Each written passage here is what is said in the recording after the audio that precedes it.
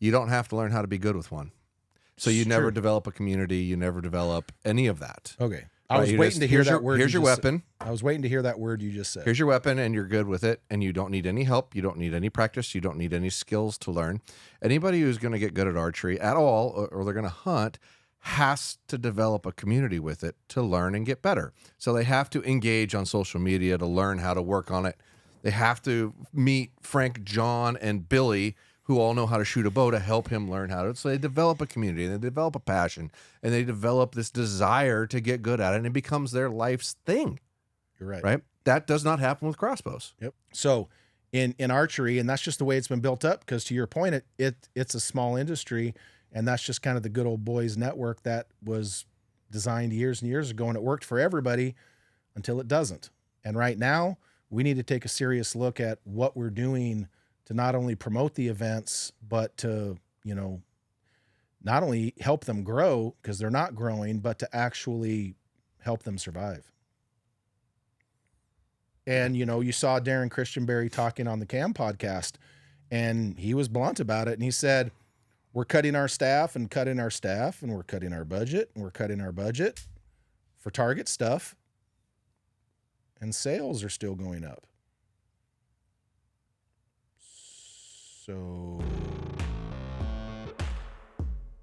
Josh always likes making people uncomfortable at the beginning. Good luck. Yeah, well, not this fella. He'll be fine. I was gonna say you're setting the bar pretty high on that one. You know what? I kind of want to diet. You want to do the intro? Why don't you? No, your voice sounds better for you. My voice sounds better. Listen to that. What a fancy, nice compliment. Either one. Thank you. There you go, Les Grossman. That is how I feel. Giant hands. I dance all the time. Yeah.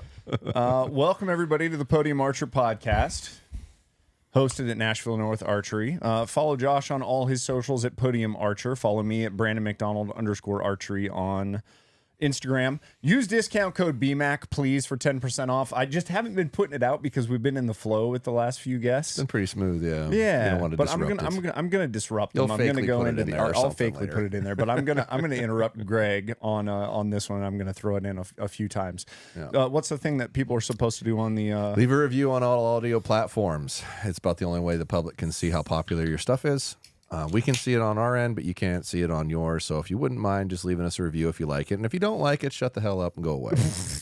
I'm going to move that camera because the guest here is so incredibly wide that he is literally cutting off half of Josh. And that wasn't what supposed to be. There's a reason his name's Big Greg Poole, because it's not an ironic one, like tiny. Right. Speaking of Big Greg Poole, why don't you introduce the guest? Well, I just did. It's Big Greg Poole. And why don't you tell us a little bit about yourself, Greg? What's going on, guys? First of all, great facility. Thank you. This is one of those sleeper shops.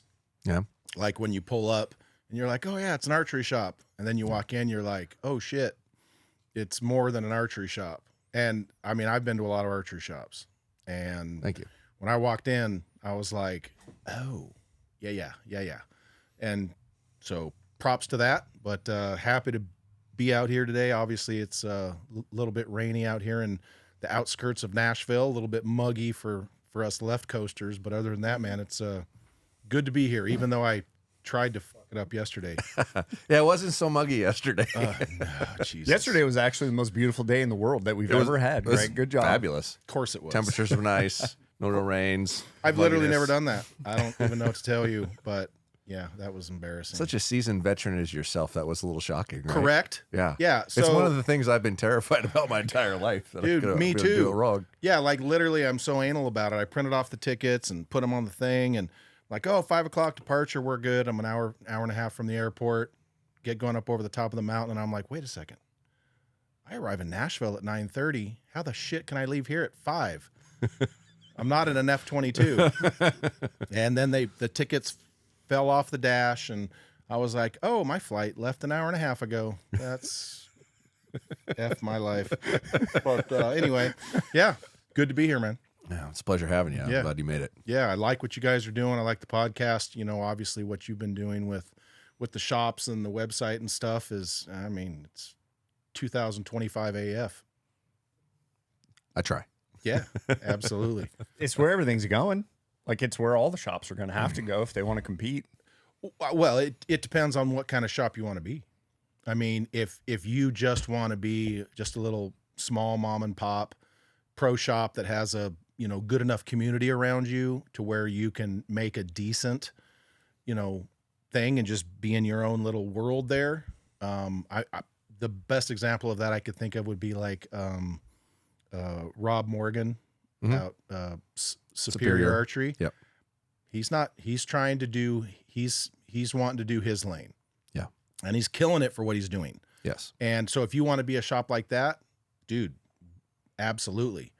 However, if you want to be in the fast lane and you want to build something that is huge and you want to, because there's always levels to this. Sure.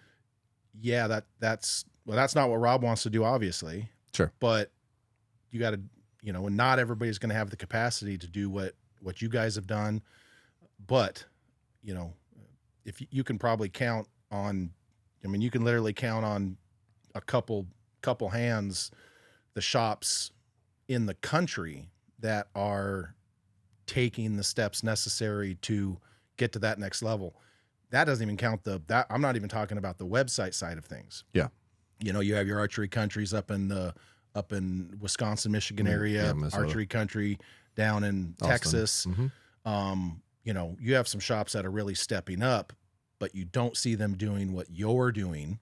No. Because the path that, and this is meant to be a compliment. I know it's a competitor, but it's true. And for those that aren't paying attention, everybody just sees people competing, but I've been around since the Lancaster shoot we were packed in there like sardines, pecker to pecker, and you couldn't even walk. And so seeing what Lancaster's has done the last 25 years, that was like we were talking on the way out here. Bro, if you're pre-internet, yeah. and when I say internet, of course it existed. I'm talking about Yeah, but they were Buy now. shipping catalogs to people, probably Sending out printed catalogs. For sure. Yeah, exactly. And so, what they did really was not replicated by anyone until now. Yeah, it was it feels like an impossible undertaking early on, and it's just how it evolved over time to where it was like, oh, this might actually work. Right. It might actually be able to go that direction, but it all stemmed and started from not telling the customer, no, I don't have that. Correct. How do I figure out how to carry those things that don't turn well enough to justify the money to sit there on the shelf? Yep. And that was really the only avenue. I was like, well, if I could sell 20 of these in the next year online, it would justifiably have it in my stores, which is what makes, for someone who has an online presence and a large one, different than anybody else. I don't have a warehouse. Right. It's all in my stores. So if you walk in my store, we're shipping out of the building. Right. 100%. And the beauty of that is it's all here and there's always a lot of product, and it justifies the whole point of it, because I was trying to simply make a pro shop that didn't run out of product, not a big online store, but it just kind of went that way. Right. Well, and your timing was impeccable, because if you go back 10, 12 years, how many archery distributors were there? Let's just take the left coast. Yeah, You had there's a Jake's. bunch. Yep. You had Jake's. Dell up in Bend, Oregon. He had Dell's Archery, but he also had Obsidian. And so your timing in doing what you did was basically like a hybrid of what people were doing at a much smaller scale. Yeah. So with Jake's going away, with Obsidian going away, with a lot of these distributors going away, your timing and the way you've done it, other than having Elon Musk money and just which I did not, dude. Right. It's all self-funded, man. Correct. We didn't have investors or anything like that. It was all That's what every bit of money we made this year goes back into it and make it bigger. And I did that for like 11 years or 12 years. I didn't take a dime. Exactly. Just kept growing it, kept growing it. And kept so growing it. timing is one. Understanding what your goal was huge as well. And like you said, I just wanted a pro shop that didn't run out of everything. Yeah. Well, and that's that's a good mission statement to have. But basically, what you've done combined with the timing is why I really think that you're experiencing the success you are. Yeah, well, I'd agree with you. And we actually added a dealer portal because distributors were going away, and I'd get messages from people saying, "Hey, do you resell?" Yeah, Because guys don't, a lot of shops can't stock a lot, don't have a lot of money into it. Mom and pops that can't buy 30 of this, rest and sit on it, and that kind of thing. So we do that too. And that was literally just a hybrid from the distributors going away. Yep. It's because you had to get stuff from the East Coast if you were running a distributor, and it just didn't make sense. So we added that too. You know what the other thing, as an outsider, because I'm not I'm involved in the shop. I have a vested interest in the success of this because this is an area that I live in and I want it to succeed. Yeah. When I come into a shop, I don't feel like I'm unwelcome or annoying someone, which is such a weird thing because I'll go into archery shops all around the country, and literally I would say 80% of the ones I walk in and I feel like I'm bothering the people that are there. 80% of the ones that you walk into aren't very successful, and they're probably living check to check, and they're probably miserable. Because and we lost so many of them when COVID hit because the money stopped for a short period of time. A lot of them couldn't survive that. Hand to mouth. Yeah. Well, but that in and of itself, what you just said is part of the culture that archery has been experiencing since, I guess, what you could say the heyday ended. And a lot of people that are really in it right now will be like, "Oh, dude, we're crushing it." No, we are definitely not in the heyday right now. I promise. But the mentality that you're talking about was absolutely right. Of, someone walking in and saying, I'm just going to use some products here, folks. Chill. If someone walks in and goes, "Hey, I want this Hoyt with this Hamsky rest and this Spot Hog sight," and the guy behind the counter's like, "Oh, those are garbage. You want a Matthews with a QAD and an HHA," and the guy's like, "Oh, okay." But are you creating a raving fan at that point? Are you creating someone who is going to want to keep doing archery? Because you don't know. A lot of those shops didn't know, the old curmudgeons. Yeah. And through attrition, and of course, unfortunately, the coronavirus, which almost killed the entire planet, of course, we were all lucky to, survive by the skin of our teeth. So fortunate. Yeah. Oh, thank you, Lord. A lot of those folks, that's part of attrition as well. Attrition is not just age, but it is just the thinning of the herd. Yeah. It's no different than, anything else. I'm out on the left coast. So I hear people out on the left coast talking about, deer herd populations and how much trouble this is in and that's in. And I'm like, have you been to some of these states back in the Midwest and the East where they literally have to kill does before they can kill bucks, or they have to kill a certain number of deer? Mm-hmm. Deer are a problem elsewhere. Yeah. So, but that's just part of it. But the, to your point, and whether it was back in the day, not so much now, but back in the day when a woman would walk in, a husband and wife would walk in, and they're shopping for the wife's bow, and the dealer looks at her and looks at the husband and goes, "What can I do for you?" And he's like, "Oh, we're here for a bow for her." Oh, and well, that kind of old head mentality, it was not just about what product you came in to buy. It was about a lot of other things. And the problem was that was just conditioning. That's that's how it used to be. That sucks. And it does. Well, it does. And it sucks for sales too. Well, it should be. Like, it's such a cool experience to go in, and you don't do it that often. Like when you go to the archery shop, especially if you're going to try to buy a bow, especially if you're going to try to buy a bow for your wife. Right. That means there's probably been a lot of front end work that's gone into that. Right. Mm-hmm. And now you want that experience to be incredible, and you go in and you get the curmudgeon, which is why there's 100%. So many people that will frickin' travel to come here or to go to Spokane Valley. Like it's just a shame. It's like I said, because I'll still go to the shops across the country and I still hate to see it. Mm-hmm. Or what's even worse is you go to like look in maps and they don't have a website. All they've got is like a Facebook page that they never update, that kind of stuff. I just hate that. Again, because I want archery to like perpetuate. I want it to grow. I want the heyday of like the renaissance of what's the next phase for archery. And I think that it's going to be led by people that there's going to be a lot of people that aren't in it anymore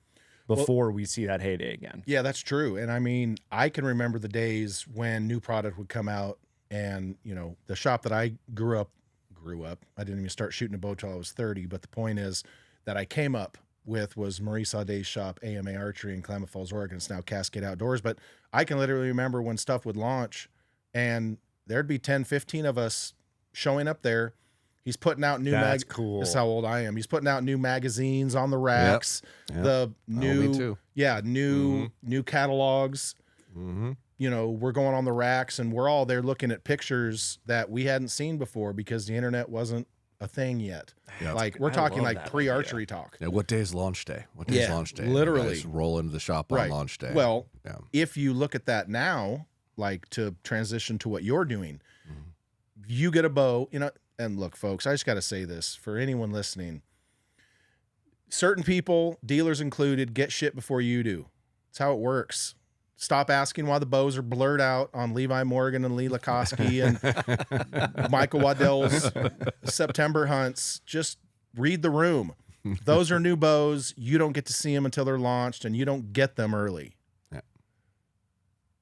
Part of the deal. Full stop. Sometimes the bow those guys are using is not even a production version either. They're going to Exactly. continue to make They're gonna changes modify because it. Levi Yeah. Morgan goes, "Hey, I don't like this." Well, probably not Levi, but like probably Oh, yeah. some of the other brands. The guy, 100%. the shooter goes, "Hey, man, this is weird," and they go, "Oh shit, we didn't notice that thing." 100%. Yeah. And so, but the experience that I started to come up with in the shop with the rack of magazines and stuff like that is now you making videos.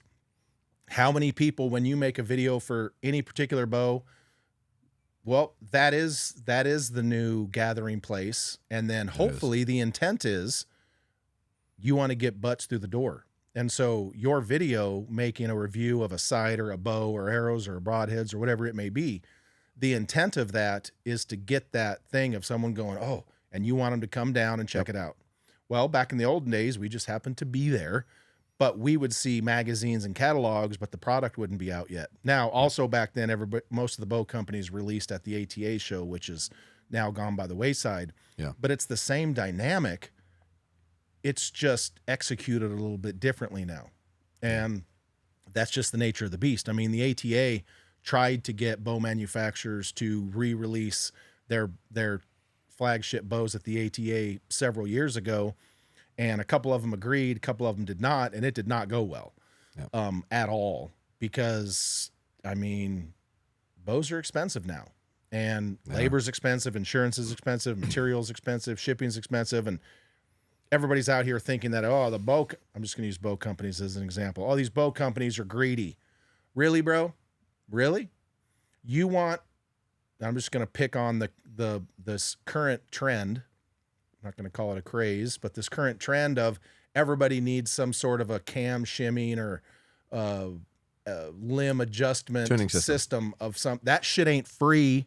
No, it is not. So quit demanding these little incremental things that you think are going to make your life easier and then expecting it to be the same price. That's not how it works. And so, a lot of things like that are leading to what we're seeing, but the overall dynamic's the same. Whether it's, and I don't do as many videos as I used to, but guys like you and your pages and your, Scotty back there in Georgia or Lancasters or whoever it is, putting out any sort of a new product thing, that is your cue to get to the archery shop and try the thing that you're interested in trying. Yeah. And then to your point, I can just hope that if you walk through the door and go, hey, I want this bow. I've personally never understood why archery shops, other than if they don't have it, because I know folks want to sell what they got on the wall. I get it. And if someone comes in and goes, hey, I want this bow, and the guy's like, well, I'm going to have to order it, but I got this one you can have right now. That's a little different dynamic. But I would hope for the most part, when you make a video and someone comes in, regardless of what it is, if they come in and say, hey, I saw Josh make this video, I want to try that bow. Well, damn it, that's the bow they get to try. Oh, 100%. Yeah. Yeah. No, well, first off, we get one of everything period that we refuse to sell. So there's always something to try even if we happen to be out of something, but it's relatively rare that we are because we go big and I've made some bad buys. Yeah, close them out, get rid of them, do what you got to do.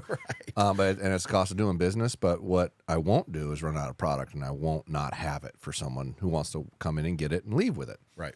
And that was really the driving force behind all that. Is I want someone to be able to walk in here, pick up whatever they want, and leave. It doesn't matter if the shop that they're used to dealing with is 2 months or 3 months to get a product or whatnot. Right. I'm not going to do that. Right. And the only way you can do that is with a lot of money. Because you got to dish money out to get it, and growing your credit lines with brands over time, and you're only going to do that if you're successful and you don't take money out of it. Yeah, you can be successful, but if you take all the money out of it, you still don't have the capital to put back into the business to have product. It doesn't work. So it was just a long sacrifice of that being more important to me than anything else. Yeah, and now we're to a point. It's like, there's enough money in it. It's not really a big deal anymore, unless I try to do more of them, which sounds terrible to me. Yeah, well, please don't do that. That was just bad, you picked me up in your truck at the airport. Yeah. Josh is definitely not spending all the company's money on new vehicles. Let's just that's my dad's old truck. To be fair, that's the least bougie thing that he has by far. It is 100%. Judging based on that. 100%. But I still don't I've got a couple rigs at home and whatnot, but I still don't throw money around. Right. At some point maybe, but I just. What kind of watch do you have on? I don't. See. That's stupid. What kind of watch you got on, Greg? Just a Citizen. That's a nice looking watch. Dude, this thing's like 20 years old. It's beautiful. Solar.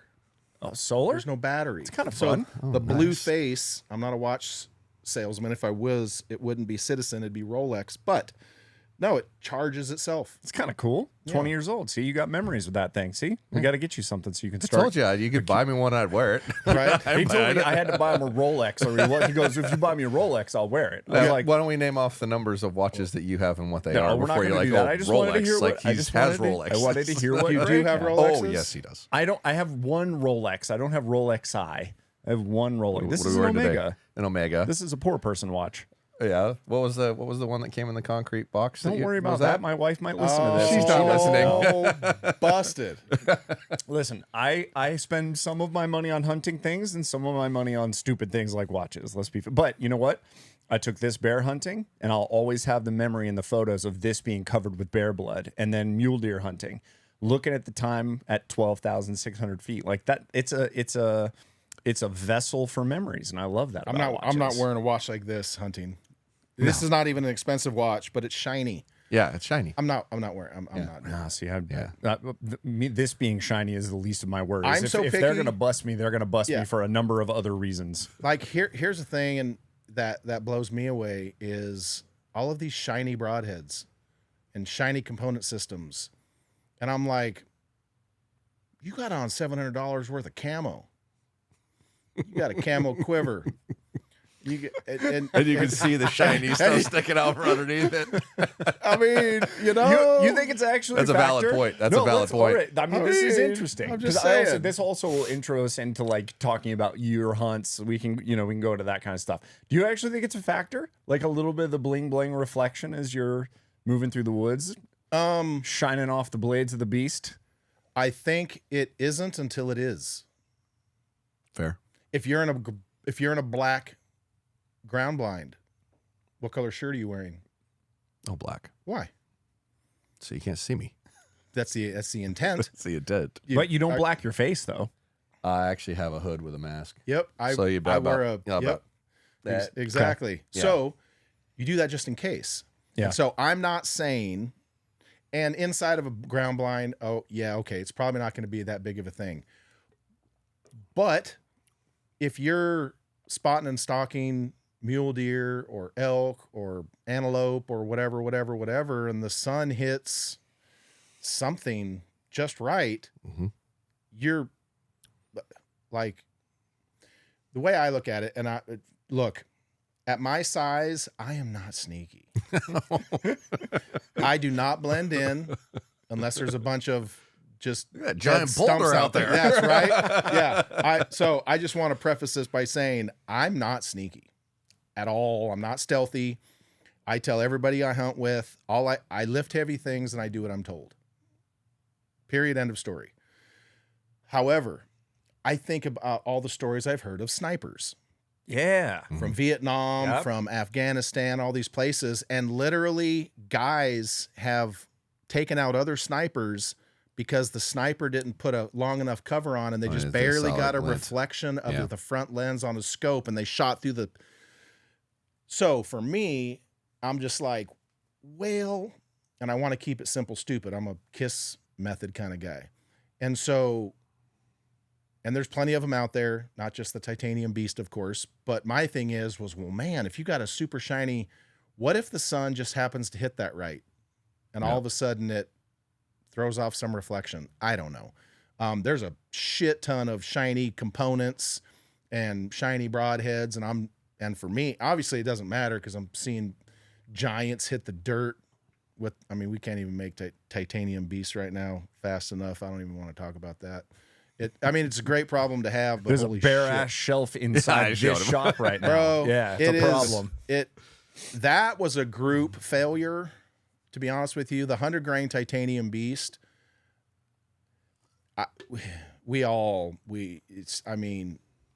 you would have thought that 10,000 packs would get you through a minute. You know, it was one of the few moments where I didn't ask a brand how many were you making. And if I'd have known that, I'd have probably bought all of them. Because there's no way that was enough. You're a dick like that. Yeah, You totally would have.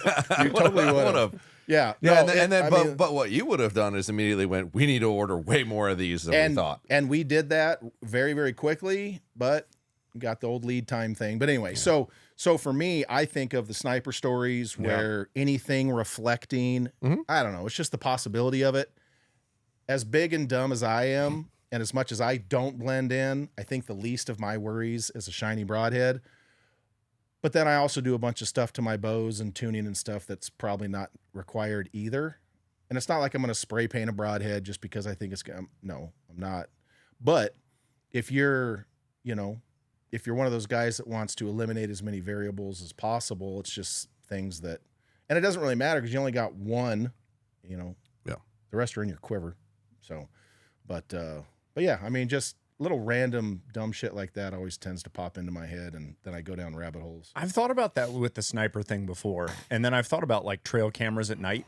A lot of, you can see certain bucks, especially, that will have problems with them. Right. Like they change routes or whatever, and they visibly, so something's happening where the does don't give a shit, the young bucks don't care. But like, and so I wondered about that. Do you do anything with scent control that you're? Well, no. Okay. Number one, being a left coast guy, you can have on $1,000. You can ozoconate. Like I've hunted with Josh before, and it's the wildest shit I've ever seen. Like, you don't go in the same clothes. All your clothes are in this oxygen bag. You got to wear different boots, and you're pulling up and stripping out into your skivvies to wear different. So go into this a little bit more, because I know he wouldn't care if you told this. Give me the rundown of how, because he kills huge bucks every single year. Yeah, but you're making it sound like it's overkill. Oh no. But that's what I'm saying is I don't. It might not be. It's not overkill for what he's doing. Okay. It's overkill for what I want to do. Well, give me the rundown of what the difference is. Dude, he has a tent, does, yeah, and then you put the shit in there, and it ozones it or whatever. Yeah, the ozone. Yeah, so he has a tent for that. Ozone generating and then machine. special bags. You got to put them into the special bags, and then there's the sprays and the thises and the thatses, and then when you show up, you can't wear your boots. Yep. You got to wear different kinds of boots until you get into the thing, and then you got to keep the windows closed. And then I'm a left coast guy, so I didn't know anything. That didn't sound right. I didn't know anything about being in a confined space and turning on a ozone thing. Oh, yeah, you can die. Well, you can certainly get nauseous very, very quickly, which I found out. But no, I mean, and so look, just like the business thing, there's levels to this. There is. Josh kills that kind of animal because he has the discipline and the knowledge to where that's the only, other than luck, which you're not going to kill as many as he has. Not with consistently. just luck. No. That's just, I don't want to. Okay. I don't want to do, I don't want to go through that much to kill that big of a deer. That's why there's so few people like him and like Greg Glessinger. And that's why, because they're willing to do it. Yeah, some of the conversations I've had with him about blinds, because I own a blind company, and was asking his input of what he thought, because I know he uses that kind of stuff a lot. The level that he goes through to scent proof the interior of it, like he'll set a smoke bomb off inside of it and figure out where the smoke's leaving it from. He's not joking. He's dead serious. Like he went through a whole litany of stuff and said, well, these are the ones that I use, and here's why I use them, but here's what I do to them. Talking about like literally going to the corners of where the doors are and strapping it in to force the door in shut. Oh my gosh. So air can't get out. Correct. I'm like, you know you're going to die, right? And he's like, well, yeah. I mean, I'd like to skirt the edge of it a little bit. Yeah. Oh, no, it's like a thing. And so, I mean, the guy that I came up hunting with in the early 2000s was a farmer named George Reines, and he killed more deer and more elk and more cougars and bears than probably anybody I know in diesel-soaked jeans and a flannel. Yep. Like, it was wild to me. And so, you know, I guess scent control is a relative term. The level that Josh and Greg Glessinger and some of these guys are at, it's the Michael Jordan level of things. And go watch The Last Stand if you don't understand what that means. But it's on the verge of mental. That's what I just can't figure out. Like you said, is it worth it to go through all that? Because it extrapolates out to everything too. It's not just the day of what you're doing with your clothes and, oh, I took a shower with a certain kind of soap. It goes literally through the entire season of here's how I'm prepping land, and here's how I'm, you know, like everything. And I don't have the obsession. I don't have the obsession to get to that point. Like me neither. But to that point, if you go hunt elk with him, it's not that way. Okay. Because he's literally he's parking his truck and walking a predetermined route, predetermined distance with his bag, and he knows exactly what he's going to do. If you're out there trying to chase mule deer and elk, there is no scent control that's going to overcome your sweat after 300 yards. Nope. Yep. You're done. Yep. Josh knows this. So it's not like Josh is trying to do the same thing hunting elk or any of that kind of stuff. It's a whole different dynamic. It's just 200-inch whitetail deer. For real, like they're for free. Yeah. And so, you know, that's the difference, and that's the discipline is what are you trying to do? If you're a target shooter and you want to shoot, you know, Vegas rounds, and you know, you just want to shoot Vegas rounds and have fun, don't look at Bodie Turner. Don't. You won't like it. Bodie's shooting 30x rounds every day without fail, multiples a day. You're never going to shoot it. And the parallels to hunting like Josh is it's the exact same. Yeah. Unless you have the money to just buy one, you can buy a hunt. That's cool. I'm not hating on anybody. But you are not going to do what Josh does to get whitetail. 99.9% of people the same as you're not going to shoot Vegas like Bodie. You're just not. You're not going to put in the work. There's skill involved. There's discipline involved. It's just not there for everyone. Yeah, so many people want to hate and, you know, skip past to the end and go, oh, that's just money and blah, blah, blah. It's like, no, I don't care how much money you throw at it. To be that successful over time is an insane amount of discipline, work, and effort. Oh, yeah. That other people won't do. No. And, period. I mean, let's not fake the funk. There are people that pay massive amounts of money that show up and they go, it's going to come over there at 7:04. And you walk over, you sit down at 6, you eat your snackies, and at 7:04, you're at 7:04, that giant comes out, you drop the hammer on him, you grip and grin, and you roll out. I'm not hating on those people. They're uber rich. That's cool for them. They're buying time. Yeah. Josh doesn't do that. No. Greg Glessinger doesn't do that. The guys that are consistently doing that, they're spending, I mean, let's be honest here. It would be easier for Josh, not easier. It would be cheaper for him to just pay big money to go shoot a 200-inch deer. Sure. Because he spends way more than that on all the farming and shit. Oh, guaranteed. His deer, I mean, I've asked him, I'm like, so how much does that 200-inch deer cost you? He's like, I don't want to think about it. because the farming and the equipment Yeah. Oh, and yeah. the food. Oh, yeah. It's like, it's not just, yes, it's about the deer, but it's a competition. Yeah. And he's not doing farming. Like, that's the other thing, is this land is literally being custom built for deer. Habitat, So yeah, there's habitat there, and it looks like there's corn and beans and whatever the hell else he's putting in. Right. But there's other strategies around, like, oh yeah, the normal time you would harvest corn is here, but we're going to harvest here, which wastes all the corn, but it does this thing. Correct. Like, yeah, I can't imagine. Yeah, It's just a whole nother level. It nuts, is. man. Just It really is. You were true. It is an obsession. Yeah. It is an obsession. And it's what they were made to do. I mean, he was killing 170s, 180s with homemade bows when he was a teenager. So it's not new to this. Greg Lessinger, same way. You talk about guys like Chris Brackett back in the days, and a lot of these guys, they didn't just decide when they were adults, oh, I'm gonna kill giant whitetails and farm them. And no. It's in their blood. It's been a lifelong passion. Yeah, and I mean, I have some passions like that. Doing what Josh does to kill 200-inch whitetail just isn't one of them. yeah. It's just not. Well, what's that? I mean, what's that for you? Like, we're obviously, you are like deeply invested in the archery world. Correct. Deeply invested. So we want to hear more about, like, Well- what's the 200-inch whitetail for Greg Poole? Successes that a lot of people don't see. And a lot of people have seen them. I mean, I was working for the railroad in Klamath Falls, Oregon, and my wife, Kathy, and I would go to tournaments and doing good on the regional. And then finally one day I told her, I said, I see and this is 2005. I'm like, I see a gap in our industry. And once again, the internet wasn't necessarily a thing. Wasn't yet. I'm like, but I see a gap on the marketing side. I see a gap on the creative side.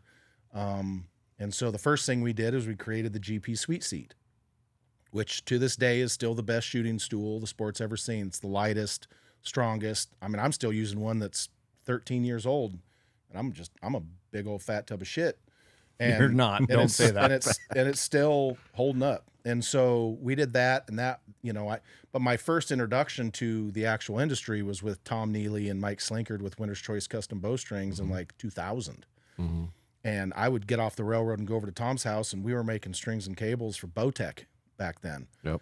And they had springs on the end with a drill for tensioning. Mm-hmm. And they had no idea how much tension. Now, mind you, folks, I know nowadays you're like, that's basic bitch stuff. It wasn't in Wasn't 2000. then. No. It wasn't 25 years ago. No, I remember like my first conversations with them. I was like, what do you mean this is $115? Aren't strings $30? You're right. It's like, well, but these don't stretch. I was like, bullshit. Right, exactly. And they didn't. Yeah. They had it figured out really Yeah. well. And so, I mean, I remember I actually went to the roundhouse at the railroad, and I got an airbag off of a train car. Mm-hmm. 200,000 pound capacity. It was way fucking overkill, of course. But I took it to Tom and I said, hey, instead of those springs, why don't you put an airbag back there? That way you can control it. You'll have a gauge and you can go to the exact same every time. Mm-hmm. And he was like, well, I'm not using that one. 200,000 Yeah, pound. dude, it was I'll snap it right now. trains. Dude, literally, I took it back to work, but the idea, so they ended up getting ones like you would put on a truck. Yeah. And he had a guy, Forrest, that helped him and Mike and Forrest. And the next thing you know, you come in and there's a freaking airbag on the end, and they go, and it goes whack to a certain tension, and they do all their stuff, and then they dump. So I got introduced relatively early.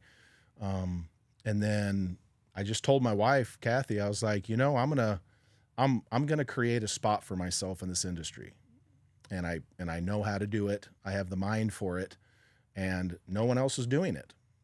And so I turned pro 2005. I'm not a Jesse Broadwater, Levi Morgan, Danny McCarthy pro. I was just a big dummy out there trying to do the best I could. But I had fun, and we were going on the tours. And then in like 2008, I believe it was, maybe 2008 or 9, I got introduced to a guy named Blair Sandberg, and he was the original bee stinger. And he was making a bow hunting stabilizer with the big disc on the end. Yep. Which, it's a round world I'll put it that way. And anybody that has ever shot one of those, they're better. Mm-hmm. They make for a better shot. It's going to come back around to that, I promise. Yep. Because they're better. Was it actually like a tennis ball cylinder? Nope, No. a disc. Just a disc. Disc. Okay, the big disc. tall, Yep. flat disc. Yeah, okay, Yep. okay. Yep. But yeah, the I've got disc, some of those. but the disc was attached to the distal end, so it was more efficient. Mm-hmm. And so another company, which is not really Doinker, violated his patent with something that they did, and so he wanted to make a freestyle bar. And so he was talking to Cave Johnson from Spot Hog, and he's like, "Man, I just need to get." He's like, "I just need to get one good pro." And I had been kind of establishing myself, working into it, and helping Cave and some other stuff. And Blair says to Cave, "Man, I just need one good pro to shoot this bar to kind of validate it." And Cave's all, "Nah, dog. Call Poole. Get Poole behind this thing, and yeah, that's what you need to do." And so, which is a huge compliment. I didn't realize it at the time, but so we had I believe it was a 2008 or 9 Vegas tournament, and we had this big dinner at the Riv, and somehow I got seated next to Blair Sandberg. Didn't even know it. And Blair's one of the nicest guys you'll ever meet. And so we started chit-chatting, and we were standing out in the hallway afterwards, right in front of the tattoo parlor in the Riv. And he goes, I got these theories. And I said, well, it's interesting because I have a bunch of theories about stabilization that I can't prove because the bars that I'm using at the time weren't stiff enough. And so you can tell a lot of things right away in testing that way. And he goes, well, I just need to, he's like, well, let me send you some bars and we'll start working on something, and that story progress. But he goes, you think we could get anybody else doing them? Well, at the time, Jesse Broadwater comes walking down the hallway, and Jesse and I were already friends, and he's a character. And so he comes walking behind me, and I like stick my foot out and almost trip him. I almost got him. It was a good one. And Blair's just like, Jesse walks down around the corner, and Blair's all, that's Jesse Broadwater. I'm like, what about him? Because I treat everybody the same. Whether Right. I'm talking to Greg Easton or you guys or anyone, I talk to everybody the same. I just curse less if I'm talking to Matt McPherson. That's wise. Yeah, but I stutter and I curse. It is what it is. But and then Jesse starts peeking his head around the corner, and Blair's like, so I look over, and so anyway, so Blair and I started working on some bars, and I can tell you without contestation, you can make a long stabilizer too stiff. Blair did it. Sent it to me. I was shooting an Apex 8 at the time, and I screwed this thing. So he was sending me bars, and I was giving him feedback, and he sent me this bar, and I screwed it on. I was in my garage in Klamath Falls, and I shot this thing, and I swear on everything that's holy, I thought I dry fired my bow.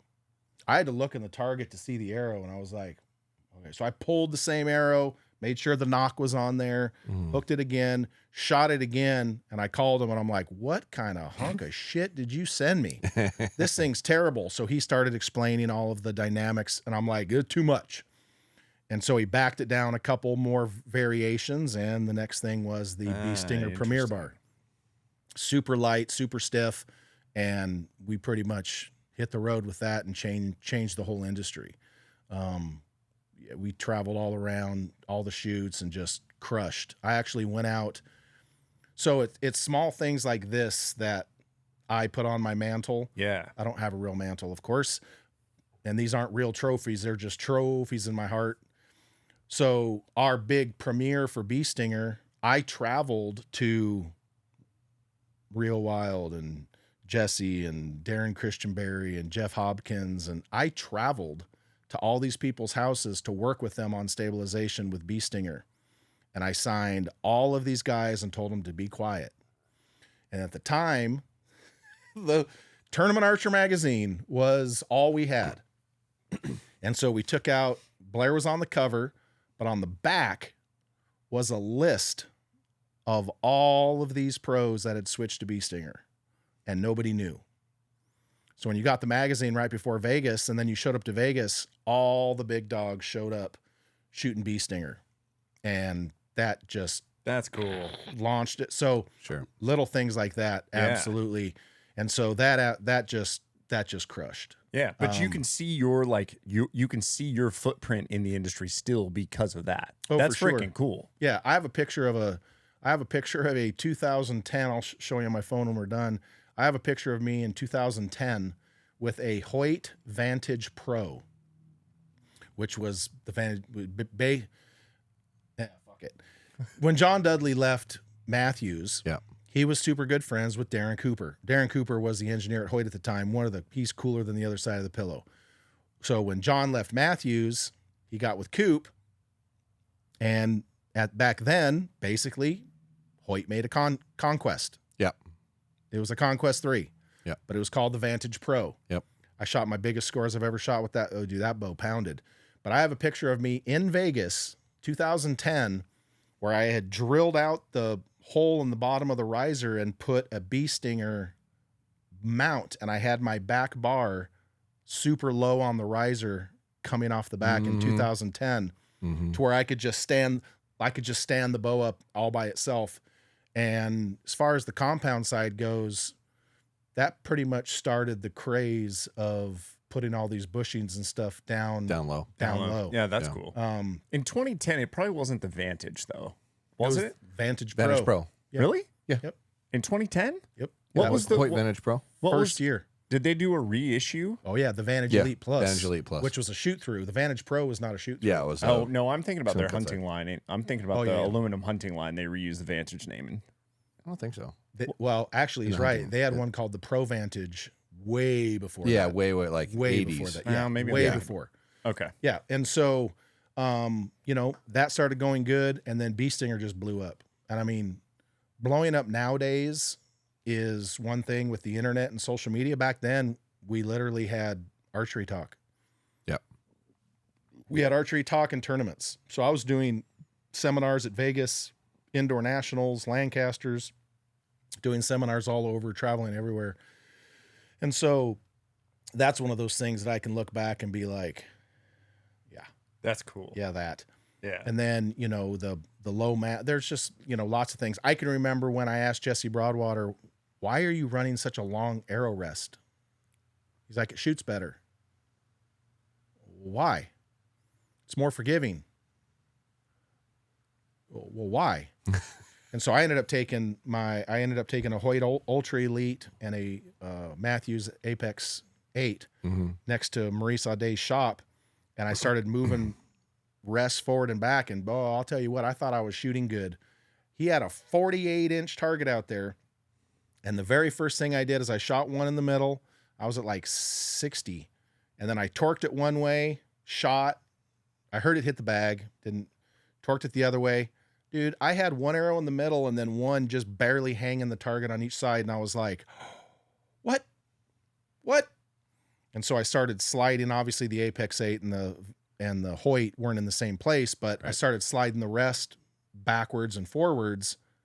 And I got both of those bows. And of course, Jesse was right. Of course, the Hoyt had to be farther back on that model, and they were all on the dot.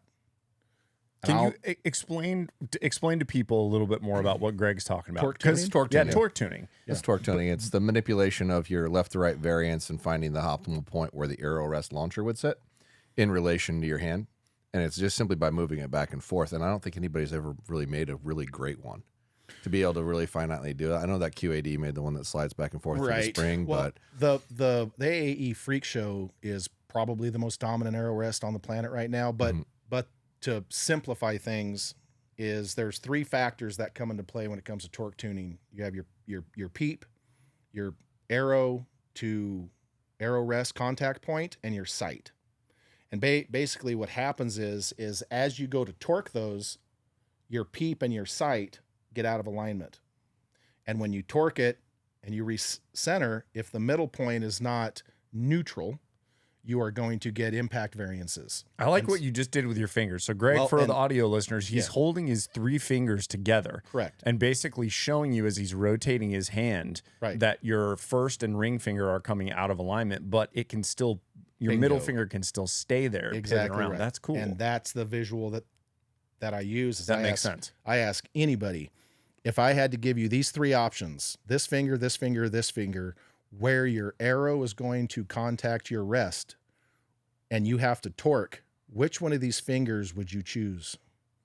Well, everybody would choose the middle one because it's neutral. And that's why, and it's draw length matters. If your sight's closer to your, The riser. to the riser, depending on your draw length. So there's many variables that go into, it's not the same for everybody. So if you're listening or watching this, don't think you're going to set the tip of your launcher blade 1 5/8 behind the throat of the grip and you're just going to be shitting in high cotton. It's not how it works. It's not how it works. It's different for just about everybody. But the idea is that no matter what you do with your bow hand, it's going to go on the dot. And I'll tell you right now, arrow flight is rubbish. Arrow flight is rubbish when you're torque tuning. But impact point is what matters. And so I can stand out there at 80 when I get my bow torque tuned and I can shoot one in the middle. I can torque to the left, recenter my peep, shoot, torque to the right, recenter my peep, and shoot, and all 3 arrows will be in the dot. Yeah, it sounds like it defies physics when you I get it. Why do we not have this on hunting bows? There are no hunting rests that move back and forth. So, in all reality, you can do it with the sight too. So you can force the arrow rest to stay where it belongs and move the sight in or out. If to help you're manipulate, aware. if you're aware. Yes. Yeah, it is something you can do. And I mean, a lot of bows don't give you the ability to move a rest back and forth, i.e. roller guards that drop down into the arrow. Like my my Lift X33's got my bracket on it for a ham ski to where it gives it some movement back and forth. You've got a bracket. And I that took you the cage custom- top off so I could back it up and move it into a position in which I wanted it in. But it's something that's like kind of avoided. And with the Hoyts where they've got the I-beam coming down, it gives you less room to be able to move it You back get and like forth. 0. Well, that's There's a little, but not a lot. That's exactly what I was just going to say. So if you go back and look at OG pictures like 20 years ago of Randy Ulmer, if you've never heard of Randy Ulmer, go into the corner and practice falling down. Brandon will be there in a minute. He might be the greatest archer that ever lived. He would drill so that the part on the back of that Hoyt riser is called the tech. He would... This is not recommended. Voids your warranty. He would. Just being clear. I'm not speaking on behalf of Zach Kurtzhall. Is literally falling out of his chair right now. Shut up. Yeah, he would do not do this, please. Maybe you should do it. You should try it. Send us pictures. Randy would drill into the tech and mount his rest to the tech part of the riser to get it back far enough. Yep. So he could torque tune it and shoot a shorter arrow.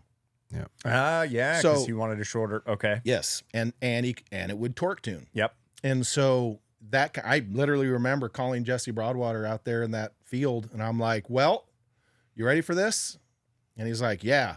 I said, "Well, here's why you are." And Jesse's the one. Full disclosure, full stop. Jesse Broadwater was the first one I ever saw that I asked questions to, and then I had to dig down into it because I'm a fucking nerd. And that's where that came from. So the freak show, yes. On the hunting side, no. And I think part of the reason a lot of people have gotten away with it is I do because I'm a dork, but how many people run a dovetail hunting sight and run their sight out there 7 inches? They don't. Not a bunch. I do because I'm a dork. But most of your sights are close to the bow. All right. So it's going to help that. But Josh is 100% right. I shoot, so the AAE makes the Prophecy. They make the Pro Drop as well in the QD, so you can adjust it. It's got teeth in it that you can keep shifting it forward okay. incrementally. Got it. What I was referring to is why nobody makes one that's like driven. It's on like a gear, Right. because then you could really fine tune it easily. I don't know this. I think probably because a lot of hunters wouldn't get it. Sure. And your guys' shop, maybe, probably, if a customer comes in here and buys a rig and then goes, and yes, folks, generally speaking, when you buy a rig anywhere, they will give you a tune on that rig before you leave the building. Yep. But if someone asks you guys, hey, I saw this, I saw that big dummy Greg or Paige or somebody else talking about torque tuning. Can we torque tune this bow? You will at least have the capacity to be like, oh, I mean, you guys are immediately going to go, oh, you know about that. All right, let's do it. Right. A lot of shops, one, aren't going to want to take the time, or two, don't understand the dynamics of what it's going to do. Sure. And it's forgiveness. But this just seems to me like a market segment that's being underserved with a product, which I really like the idea of. Right. Well, and Ultraview. Come on, guys, get your shit together and make one that would be completely different. Now I get it. You'd have to figure out how to work around these things. And I also understand that like Paige's, when you look at Paige's setup, her scope is like 12 inches out in front of her riser. It's and she insane. shoots an 8 power. It's ridiculous. Yeah. It's criminal. But she's done that because she's tried stuff, and that is what ended up working for her. Correct. Which we advocate for hunters, like the tinkering and trying things. And I feel like, yeah, I don't know. It just seems like maybe there's a way. Maybe there's a thing. So there, and all of that is only a factor because we have to pull the cables out of our way. Right. Our hand comes in from the left. So there is a natural torque. Every bow has it, people. Unless you're shooting an OG bow that has split bus cables on it, don't come at any of us with Old Merlin or Fury X Cam Scepter Martin, or something like that. Yeah. Jimmy Despard invented that cam back in the day. Yep. So unless you're shooting split bus cables, don't come at me or anybody and say, well, my bow did. Yes, it does. They all do. They all do. They all do. And so Disconnect your cables Yes. from your cable guard and look at it. exactly. They all torque. So when you come to full draw and it pulls all those out, it induces torque into the system. And that's why when you look down your arrow at brace height, for a right-handed shooter, your pins are not in Pins line are with left. your arrow. Yeah. Yep. They're left. Because when you draw the bow and that torque comes in, The sight then they moves. line up. Yeah. Because the sight's moving. Yeah. And that's why you want your rest to be in the contact point of the rest to be neutral, so it doesn't affect, that torque doesn't affect the flight path of the arrow. And so by doing that, what you're seeing now, you guys being shop owners, you're going to pick up on this super duper quick. What are bow companies doing right now with where those cables are lining up in the window? They're moving them in. Moving Getting them in. closer and closer. And why do you think that is? To eliminate torque. Torque. That's right. So the farther it moves in, you guys remember 10, 15 years ago, they had all these adapters to when you would draw and they would come all the way into your thing and then move out of the way. Yep. That's true, but then those create accuracy issues because they're not as repeatable. But the bottom line is you're seeing Hoyt, you're seeing Matthews, you're seeing all of them, whatever system, everybody's basically using a roller guard now. Is anyone even using a slide anymore? I don't think so. I think everyone's fixed.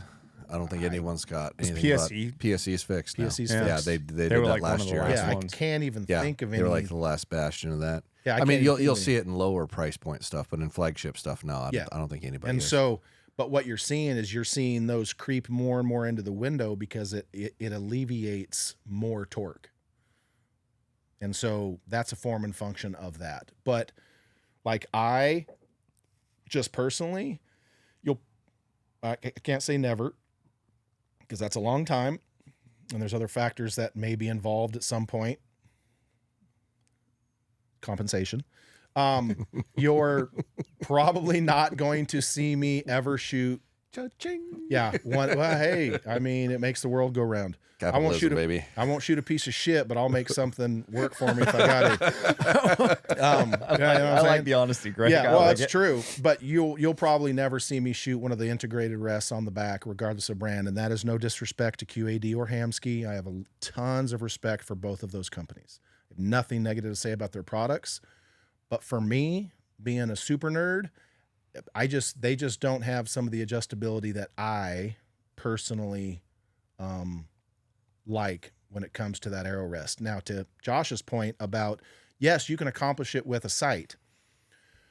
Problem is, better have some peeps handy, which of course I do because I have a whole bucket of them. But if you're, how big a peep you think Tim Gillingham uses? He runs his shit all the way close to the bow, and he's 37 inches away. It's giant. Right. You So probably don't make it big enough. yeah. So as you start manipulating that sight to accomplish a torque tune, well, you also have to adjust your peep size. Yep. And so for me, I just kind of have my basic, and I use my rest. The rest is more effective, and it's a little bit more effective.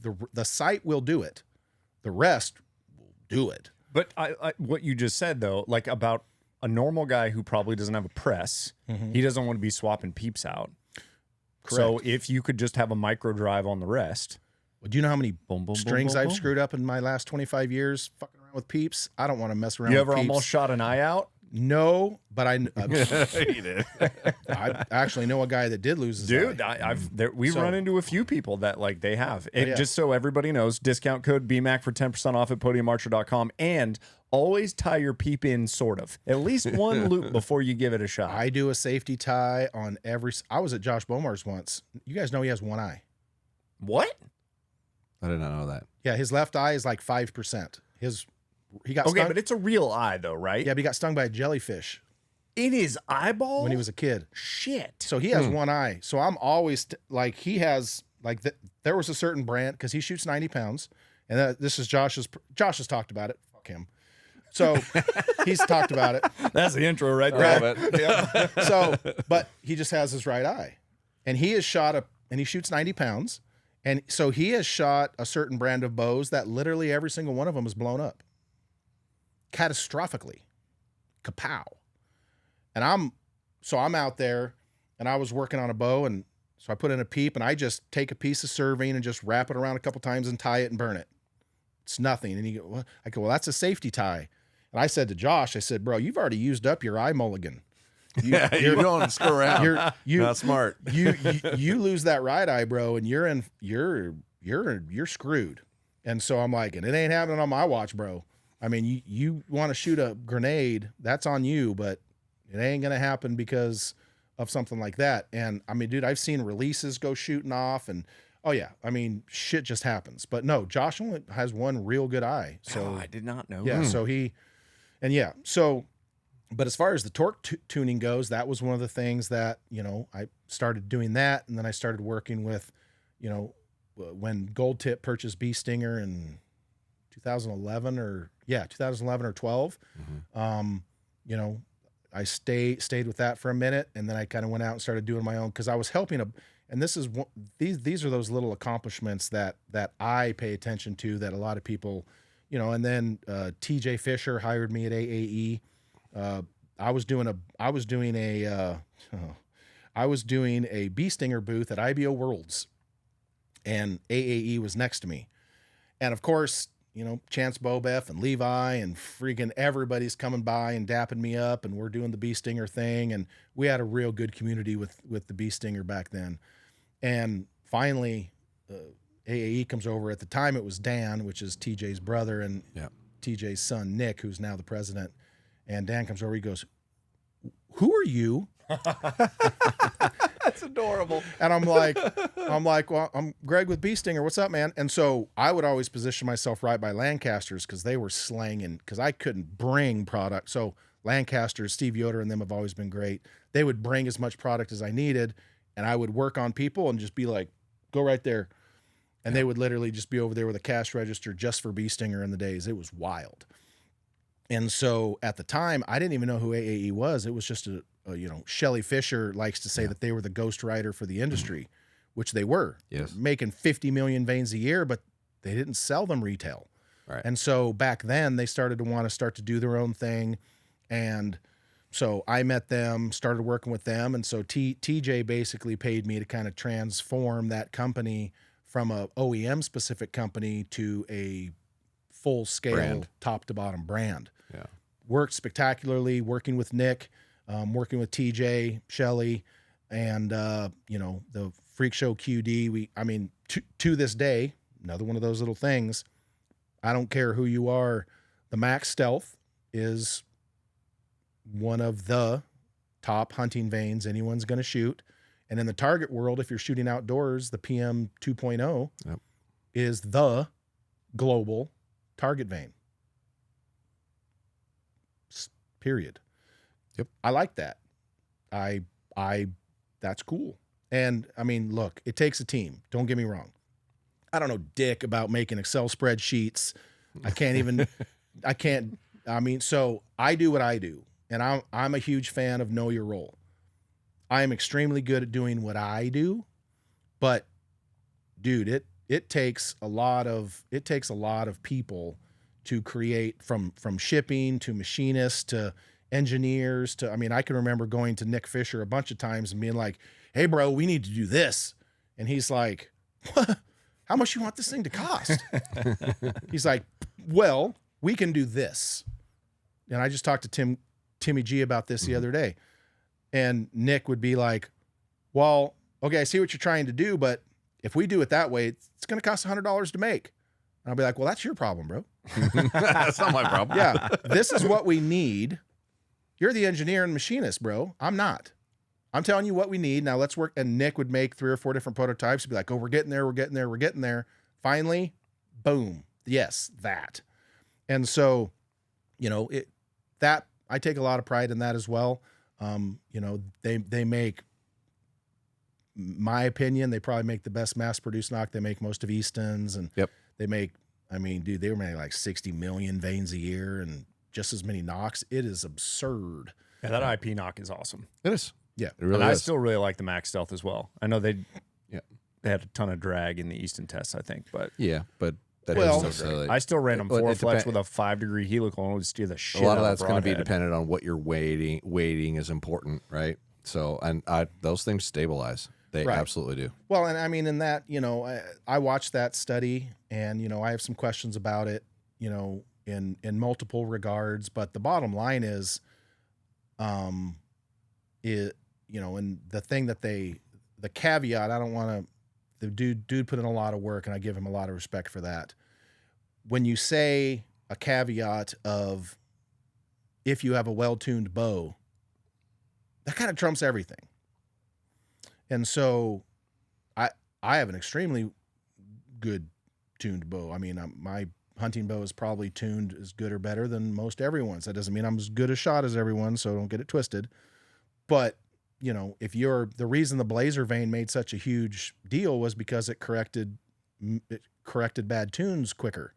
And so shops could get people in and out the door quicker. And That's right. back then, shooting the big 12-pack of Cabela's broadheads and the big, you know, Muzzies back in the day and all that. Not exactly the highest quality Yeah, product on the planet. Metal broadheads. You needed pop metal, Yeah. like you needed all the help you can get.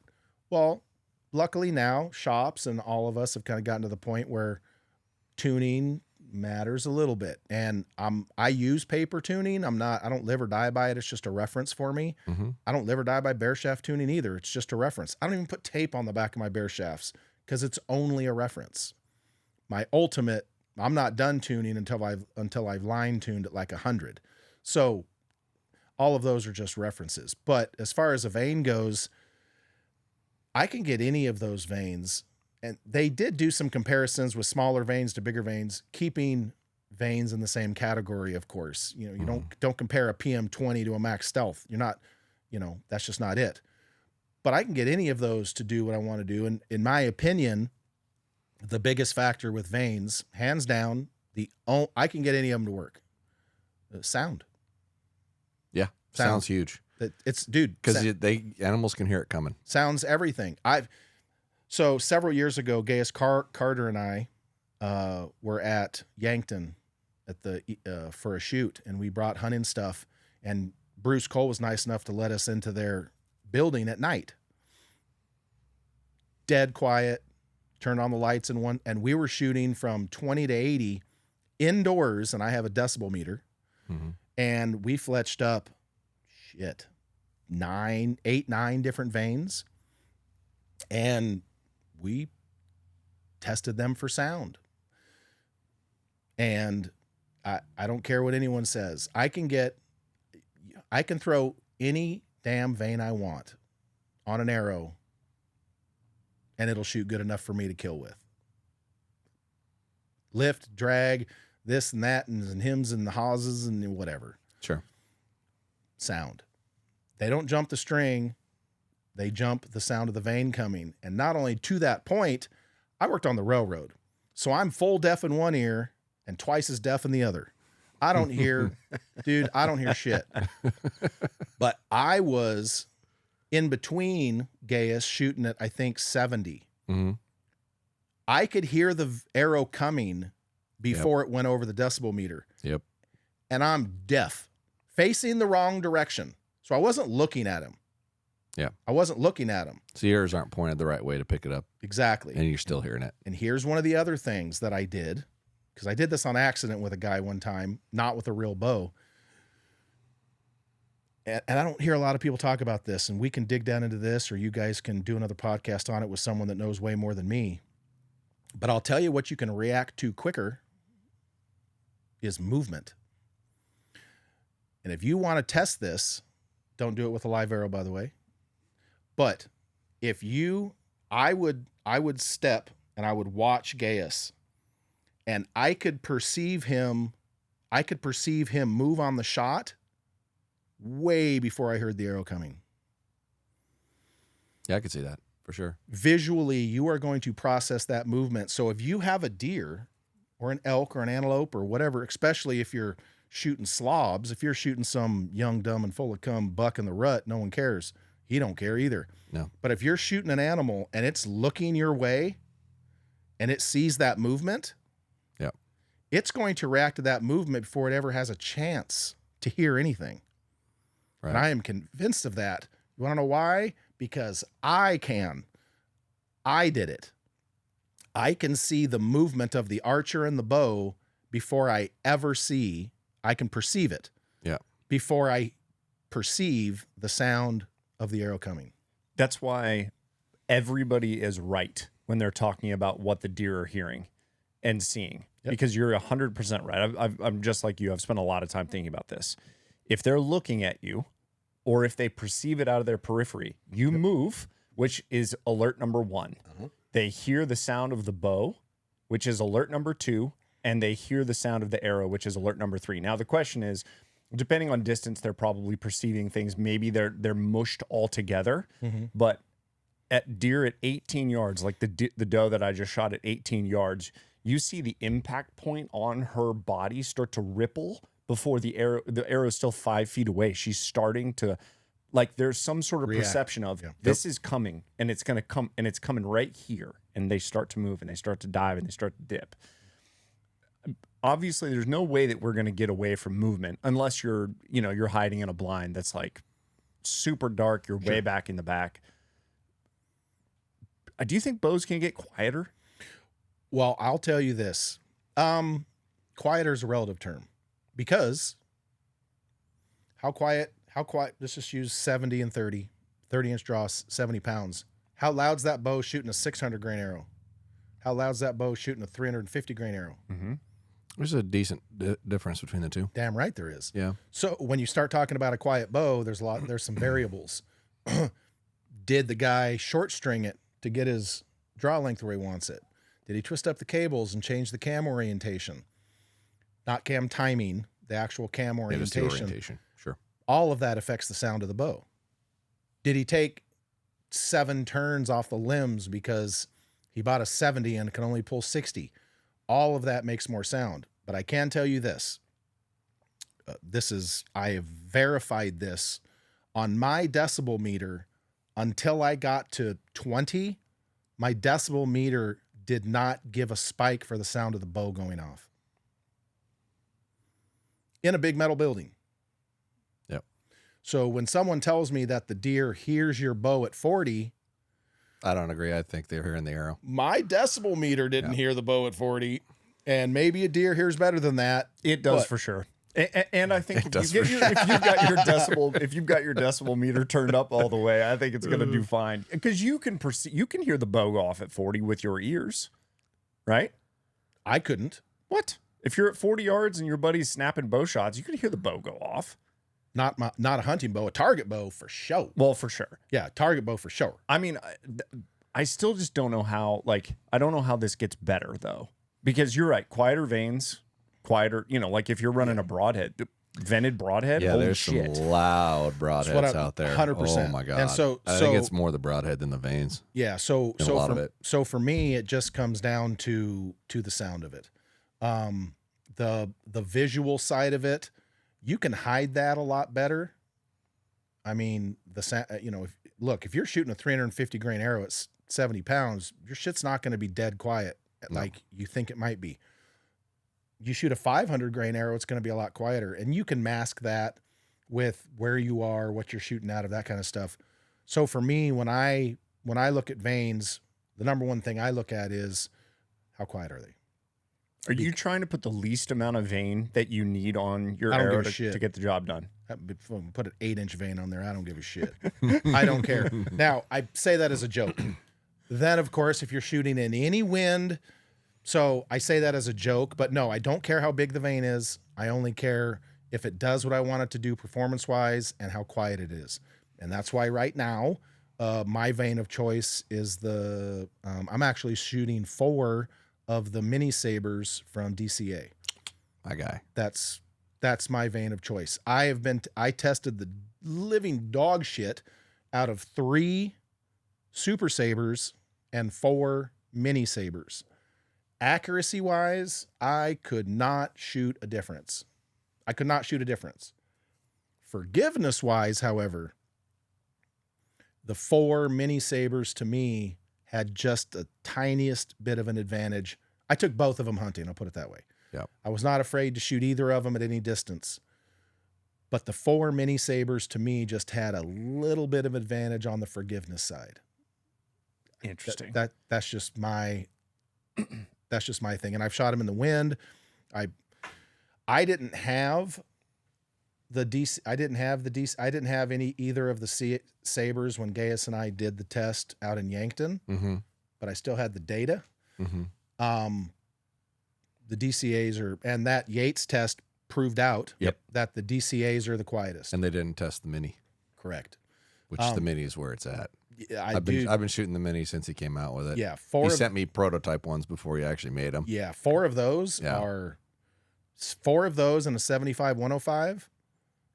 First of all, what the hell are those? The ships in Star Wars that X-wing. Is that what it is?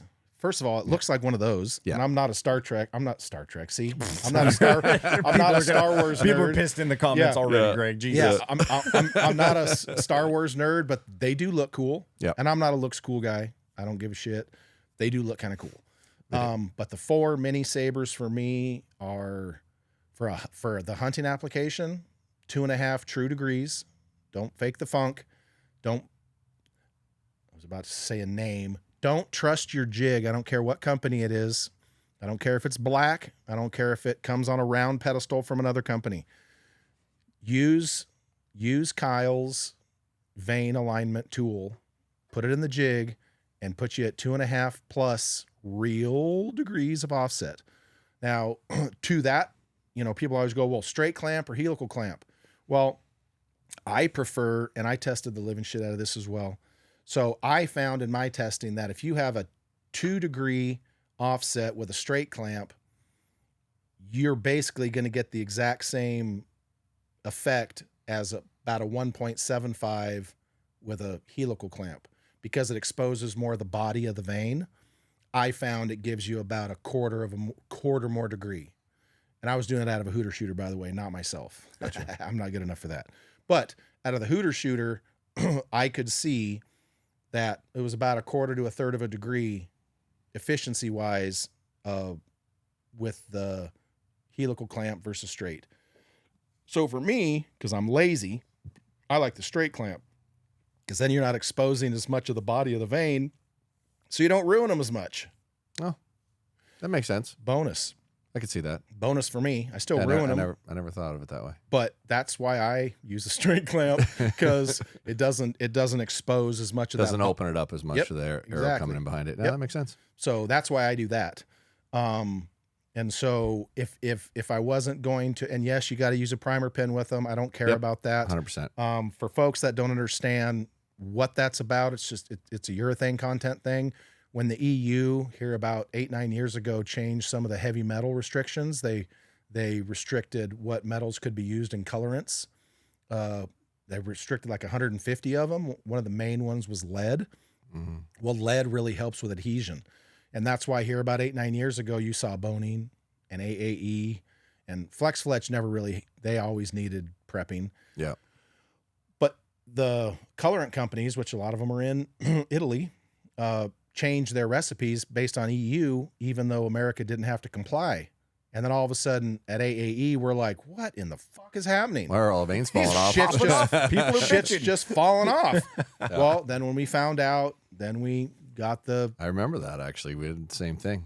exactly. Call him, said, "Oh, you need a primer pen." Yeah. It's like, what's a primer pen? Yeah. Like, Well, oh. and It's one more thing for them to sell more thing us to and sell for us. us to spend Yeah. our money Well, on. and- We knew it. Yeah. and for everyone that goes, oh, that's just acetone. No, it's not. No, it's not. Acetone leaves a white film on there when you do it. So the primer pens have multiple drying agents in there. And the whole idea of the primer, and you can't primer 36 veins and then do it. You got to only do a couple, because basically what the primer pen does is it opens up that the urethane part of that vein so that the Glue can penetrate it. glue can actually penetrate it, but they do close back up. So if you do 36, you're going to have about 32 that don't stick very well. And so, but for me right now, it's the DCA mini Saber. If I still have some that are made up with the Max Stealth. I don't have a problem with the Max Stealth whatsoever. I wish Nick would really address making those a little lighter. I think they're kind of heavy. Yeah. 9+ that's a lot. It is. But that's the trusty. The number of times he's probably heard that is insane. Well, from me, I bitched about it too. I Yeah. was like, I love that vein. It's way too heavy. it's heavy. Yeah. And so, I mean, if you were to, if you were to make me pick, there would pretty much only be two. But under all scenarios, and I do know that the DCA veins, I've tested this as well, manually and through a hooter shooter, drift less in the wind. Yes, 100%. So, and I actually have a number at 60 yards. I have an actual number for that, but that's kind of irrelevant. So, once the AAE thing, came to a conclusion, I actually started going out on my own doing consulting in like 2012, because I was already helping a bunch of other companies with stuff anyway. And then when the bee stinger gold tip thing ended, my wife, Kathy, was like, you just need to start charging for what you've been helping all these people with for free. And I was like, oh man, you think, and literally I made like 5 phone calls and I'm like, well, that's all I can do now. I can't take any more clients. And That's awesome. yeah. So, and that's just part of it is there was one story of being in Vegas and they were having one of their planning meetings. So if you guys see it used to be called the Daily Hot Shot, but now it's just the top score of the day. And now the NFAA's taking it and they do the $10,000 a day. Mm-hmm. Well, at the Riviera, way back in the day, I worked out a deal where Blair Sandberg got to go out there and hand out $1,000 a day to the top scorers, called the Daily Hot Shot. And another company was in the planning meeting and was complaining. They're like, how the hell does this little bee stinger company get to go out there in front of everybody and give out this award, and we're paying all this money to sponsor the event, and we don't get to do that? And somebody that shall remain nameless looked at him and said, well, I don't know, you should probably ask your marketing department. And so, I kind of was blessed in that I, was dubbed kind of the guerrilla terrorist of marketing, especially on the target side. Mm-hmm. And so that was going well. AAE was my main client through there. And then in 2016, of course, I took over Bow Junkie Media. My wife and I did. I didn't want to. I didn't want to do that at all. But the previous gentleman, Jason, kind of owed a couple of clients of mine money. And so we worked out an arrangement and I took it over because I felt the sport really needed it. For sure. And for the record, you do an amazing job on that. You really do. Well, I appreciate it. And I'm kind of disappointed where archery media has gone at this point, because it's just not really exciting anymore.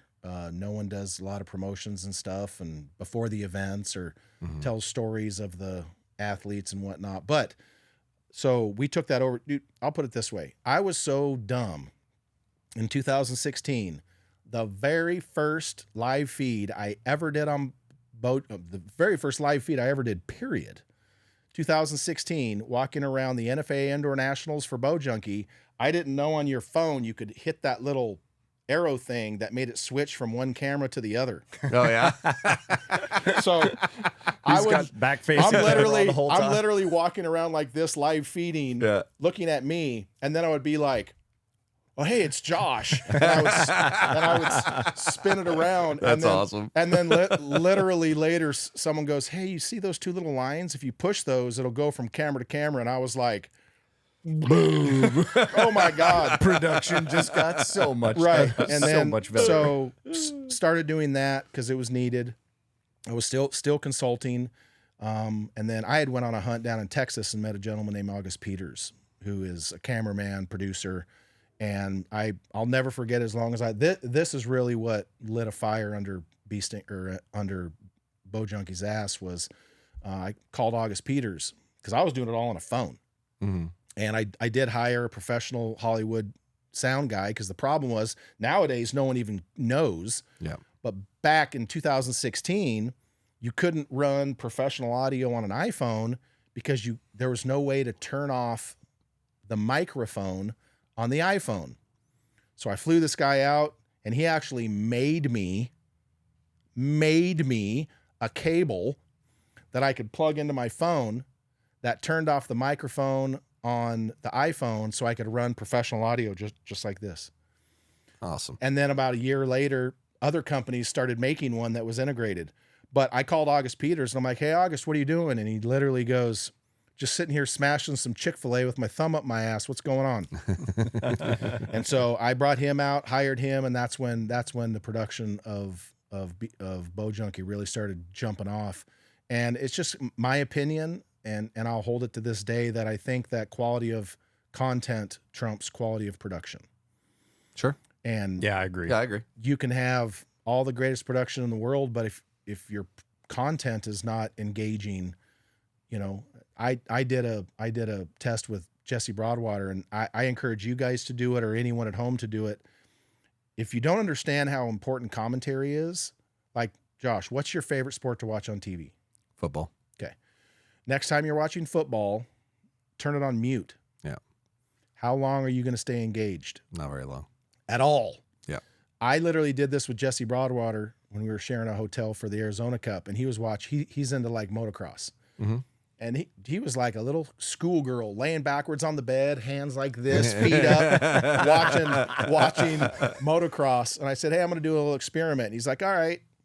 And I muted it. 3.5 minutes, Jesse was playing on his phone. Yeah. Same visual content. Right. But no audio. No audio to go with it. No audio storytelling to go along with it. Yeah. And so, you know, that's been kind of my driving thing. And look, man, I'm just going to be honest. I got a face for radio. I get it. I'm freaking not a small dude. So I'm interviewing people that I make look funny, that make me look funny. Little tiny Jesse Dude, Broadwater next to all Greg of it, gives a dude. very funny The look. women, all of it. It was wild. And so, you know, and then even like with Levi Morgan, I'll do and Levi's a big kid. He is. And then we do something together and half the comments are, Jesus, I didn't realize Levi was so small. He's not. He's not. But, you know, we started doing that. And then, you know, it just gets to the point where, you know, stuff really started to blow up. And for me, it was just all about promoting the archers and the organization and the athletes themselves, and allowing, you know, folks to kind of learn who they are. And I mean, the last year, I don't say this publicly a whole lot, but the last year that I really, really did Bow Junkie, 2021 or 22, one of those, just the Bow Junkie Facebook page reached 191 million people. Wow. Wow. That's amazing. It's retarded. Yeah. And so the audience is there, but the content has to be engaging. And so, I mean, through COVID, through all of that stuff, you know, just kept plugging away. And, you know, it just takes a toll on your life though. I mean, Kathy and I, we didn't pay ourselves to do Bow Junkie. You know, we had a lot of sponsors, but it was all for the team. You know, we travel and having 2 cameramen plus August and all the equipment. And you guys know, you got equipment all over this place. That shit ain't free. Oh yeah. I ain't making yeah. money at it. That's what, right. No, Right. Not at all. And so, you know, it was just all for the love of the game. Yeah. And, you know, it took a toll. There's no doubt. We crashed out a couple times. And so I just kind of was like, you know, the whole goal of doing Bow Junkie was to build it up for about 5 years or so, and then let some young punk come in and take that thing over. Take it like, over and not make just it grow. having a face for radio. I stutter. I mean, I don't even, I decided early on, like the first couple times I would stutter, I would like stop and start over, and I'm like, fuck this. I'm never gonna not. Write it out. Yeah, so I would just let her buck and then be like, "Did you hear that GP's remix?" And so, and the reason that I say at the beginning of interviews or my podcast, the reason I say Bow Junkie Media, bowjunkiemedia.com, is if I just say Bow Junkie Media, like I almost did it, I stutter. Oh, But if I say both, I don't stutter. go smooth. And I've been known to drop a cuss here and there. So I cuss. I'm way too big. I got a face for radio. I stutter. I'm not, if you were going to pull the old weird science archery media guy, you wouldn't have created me. You just would not have. Sure. But I have all the relationships with these people, all the companies. I know all the archers' backstories. And for, like I was telling you on the drive here, I'm not that smart. I'm not. But I grew up in the 80s watching Chris Bergman when he was skinny. I didn't make all this shit up. Yeah. I just watched ESPN and I watched George Michael Sports Machine. And so if I wouldn't want to watch it, why would I expect you to? Right. Same as my podcast. Like you guys do a great job with your podcast because you just want to have cool conversations with people. That's right. For the record, neither of these guys have notebooks. No. They don't have notes, and I don't, like, very rarely. I'm glad you didn't ask me what you wanted to talk about because I had a serial plan. Exactly. It's like yeah, he'll research sometimes just to try to make sure he I got knows. like 16 other questions deep in the hole that I want to ask. No, never generally we just kind of let it flow. And like 100%. but I don't like what you're doing to yourself right now. Yeah, exactly. because what you have brought to the table is all the experience, and people like how genuine you are. I don't listen to almost any other archery content. Like I'll watch Friends. You and I have met twice, and I have always watched Bow Junkie stuff. I don't know why. I think you ask great questions to people, and I think that you get people to be vulnerable. Like watching the Jesse Broadwater interview that you did this last time, dude. I literally told my wife, I was like, I got to finish this. Like, I got to finish this. I'm sorry. I know that you want me to take care of my kid, but I got to watch this. And there's an hour left. Right. Because it was just like, God, what else is he going to get out of this guy right now? Like, you knew exactly when to just let him run, and you knew exactly when to kind of push him a little bit. And it's because of your knowledge of him and your knowledge of the industry and the time that you spent in the media space. Right. So, like, don't be so self-deprecating. It's good. And I would love to see you take Bow Junkie forever. I don't want to curse you with that, but I'm just saying, like, I like it. What can we talk about that a little bit? Sure. Like, I'm an open book. Like I'm just curious, and you can take this if you want to take it go somewhere for it. else. You're But good. like, that's You're one of the questions that I had. I feel like Jesse is such a big. He's one of those guys that, like, there was always just something about him when I would watch Target Archery. I'd be like, God, if I could be like somebody in Target Archery, I'd want to be like that dude. Right. And he's kind of off the map for right now, and that makes me sad. What do you think is gonna eventually happen with him? Do you think he'll be back? Okay. 100%. Okay. So, I met Jesse I met Jesse in 2006 at the Riv. That was the year he won with Tony Taz's bow with the golf ball on the end. Psycho. And I was friends with a guy named Tony Clem. Tony Clem from Colorado. He's won Redding. Amazing shooter. And dude, I would not shit you guys. You're my favorite turds. I walk out in the hallway and I literally, like you two, and I go, hey, Tony, what's up, man? Oh, yeah, blah, blah, blah. How's the kid, the wife, the blase? Not even, like, this doesn't even exist. I'm like, oh, man, we got the shoot off here in a couple hours. Who do you got? He's like, I got my boy Jesse. I'm all, who? And he points, and I'm all, oh, hi. He would literally, swear to God, he was just leaning against the wall, fucking braces and shit. And I'm like, he's 12. And he's like, not quite, but he's going to win. And I was like, oh, hey, Jesse, I'm Greg. And he was just like, hey, how are you? But just so I knew Jesse for a long, long time. And so Jesse never even shot adult amateur. He went straight from young adult. You gotta fix that. Yep. It's driving me nuts. Your microphone's falling down. No, you're good. You're good. Keep talking. Keep talking. Keep talking. You're good. All right. So he went straight from Oh, you're totally right. I've been watching it for like the last 20 minutes. I swear to God that thing's falling. I had a literal spot on his chest, and I was like, I'm going to let it go that low, and then I'm getting it. All right. Go I ahead. didn't even pay attention. You're good.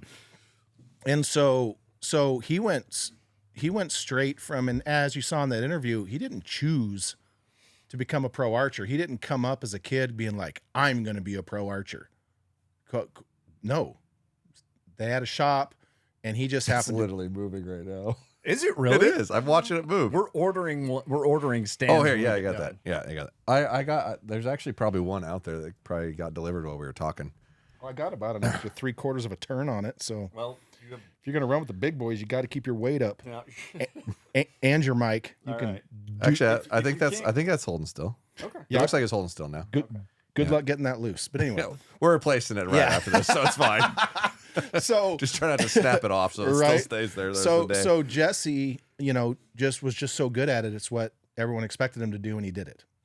And so going straight from young adult to pro and winning right away, it's just what he did, and he never knew anything different. But he loves diesel trucks, and as you heard in that interview, there was, I don't want to call it resentment, but Sure sounded like it.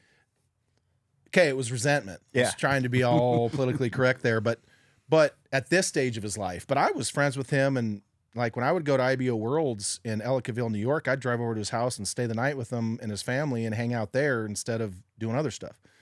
And so he that was just his life. Well, the problem was,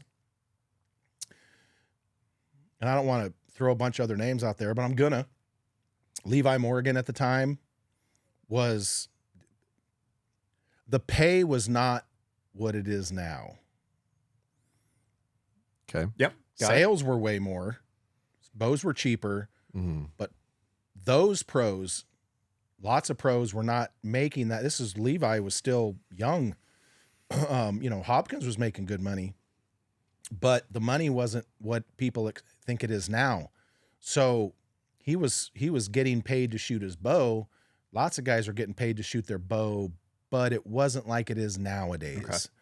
And so as that started to transition with the internets, and I tell this story periodically. I literally, in 2010 or 11, I literally had to physically threaten Tim Gillingham and Levi Morgan with assault if they didn't start Facebook pages. They didn't want to do it. Yeah.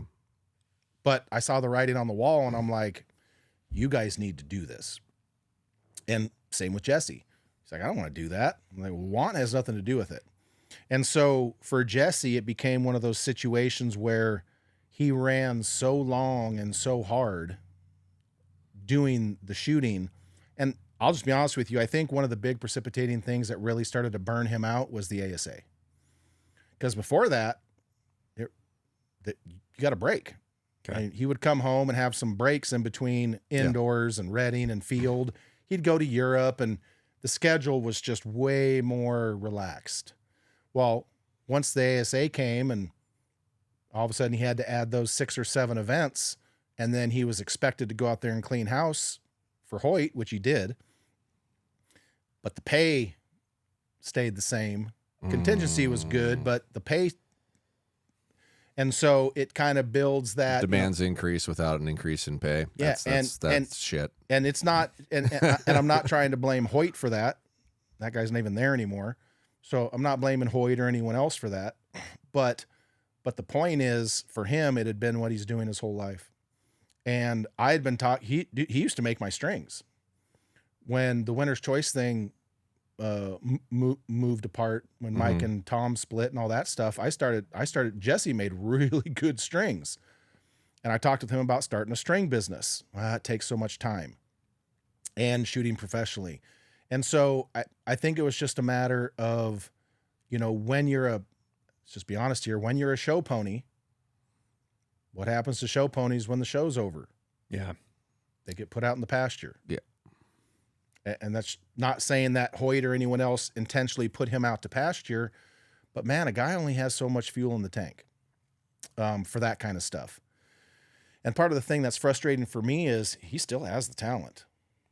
That dick sends me pictures. He's still shooting. Don't even get it twisted. He still sends me pictures of Vegas rounds and groups at 100 that make me want to throw up. There was elements of fire you could hear every once in a while where he would just like he'd pop off and I'd be like, oh, he's still got it. He does. He still wants it too. He does. But it sounds like it has to be on his terms in order, if he's going to do it, it's got to be like, draw my life and here's what I want to do. Well, the problem at this, it's not a problem. The thing at this point for him is he's older and he needed to establish something that he can, a career to work at for the rest, because he is acutely aware that, okay, I'm not going to be shooting a bow for a living until I'm 70.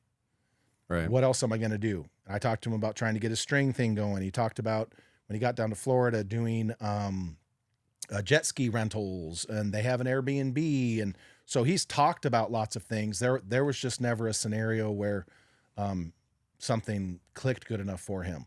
Once Rod Menzer got the USA Archery presidency gig, and he wasn't necessarily running the competition archery products on a day-to-day basis the way that, he wasn't tending to the category, that was a good opportunity for Jesse. He didn't know dickhole about running a CNC machine.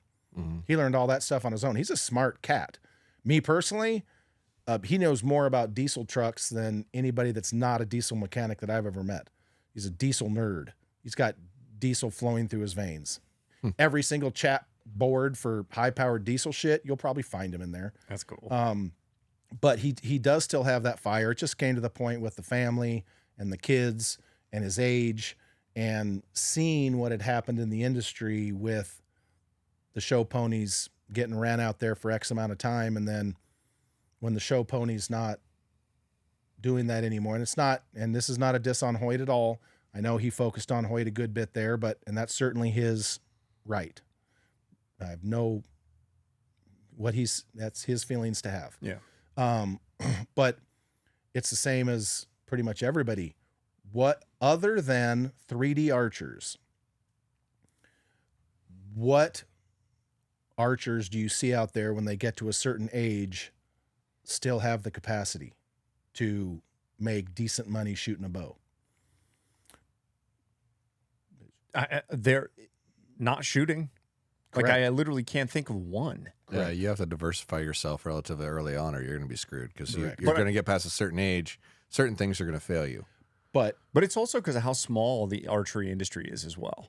Like there's not that many people that are making a full-time living shooting a bow. No, there's it's not. super small. But like Tim Gillingham said the other day, he's making more money shooting a bow in his 50s at 56 than he is working. That wouldn't apply if not for 3D. Yeah. So other than 3D archers, there's a litany of people that you're not going to see when they get older. You're just not going to see them shooting a bow and supplementing any sort of a real income. Yeah. And so I think for Jesse, it was just kind of that vortex of, I'm tired of this. I got ran hard and put away wet.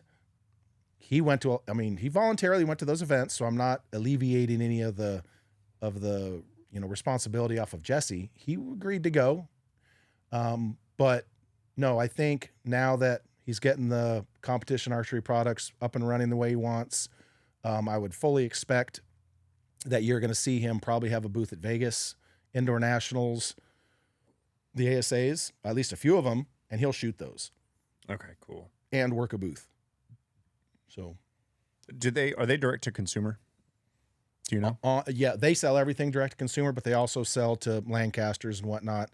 I don't know if you're carrying their points. We were supposed to be setting it up. He was going to get back to me when he got caught up. Yep. So, well, and then he had that ballistic snafu where he tried to go to a different decorator and took it in the shorts for a whole pallet of points. So yeah, he's been having to do a little catching up's an understatement. Yeah.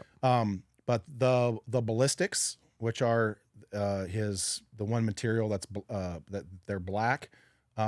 Last time I talked with him, he was considering giving limited availability to those to some resellers, but at this point you can only get those through him. But considering that snafu with the pallet of parts they had that were bad, I'm not sure if he even has many of those right now, which it's October now. So I would imagine that's probably going to change pretty quick because indoor season is coming. Yeah. It's coming quick. So, but no, he's not going to be back with the 23 tournament a year, Jesse, but he does understand that the freak show is a thing and that people want to see him and interact with him because he is a great guy. Yeah, and it also helps continue his brand. So, like, 100%. if he decides he's going to pitch something else, and it's not going to be whatever Hoyt, Yeah. but he's going to pitch competition archery products, then it still should be his face. I just hope he comes back. Like I said, He will. I want to In some way, he will for sure. That's good to hear. Yeah. Yeah. Nice. But What else you got? well, you said you had 16 questions, and that was only like 2. Well, I don't want to run I over said Josh. I didn't prepare any questions. No, I just it's like not to about- engage in the conversation and see where it goes. Yeah. If I feel like if I have a whole bunch of thoughts in my head predetermined, then I'm not authentically reacting to what's occurring, and that's how I would prefer to do most. I of these have things. literally sat here for the last 15 minutes and been like, how do I get this one? How do I get this one? How do I get this one? Come on, man. No, I'm just Get kidding. one. No, Get it. I don't gotta have actually something. have 16 questions. Fire away. Where do you think Target Archery is headed? So, like, let's imagine Target Archery. That is a question I would have asked. Okay, good. So good. Where do you I'm think excited. Target is headed? Because you'd brought up like 3D is a place that Tim Gillingham's making a bunch of money. Well, I'm out a bunch, but he said Okay. he's making more than he is working, so I'm good.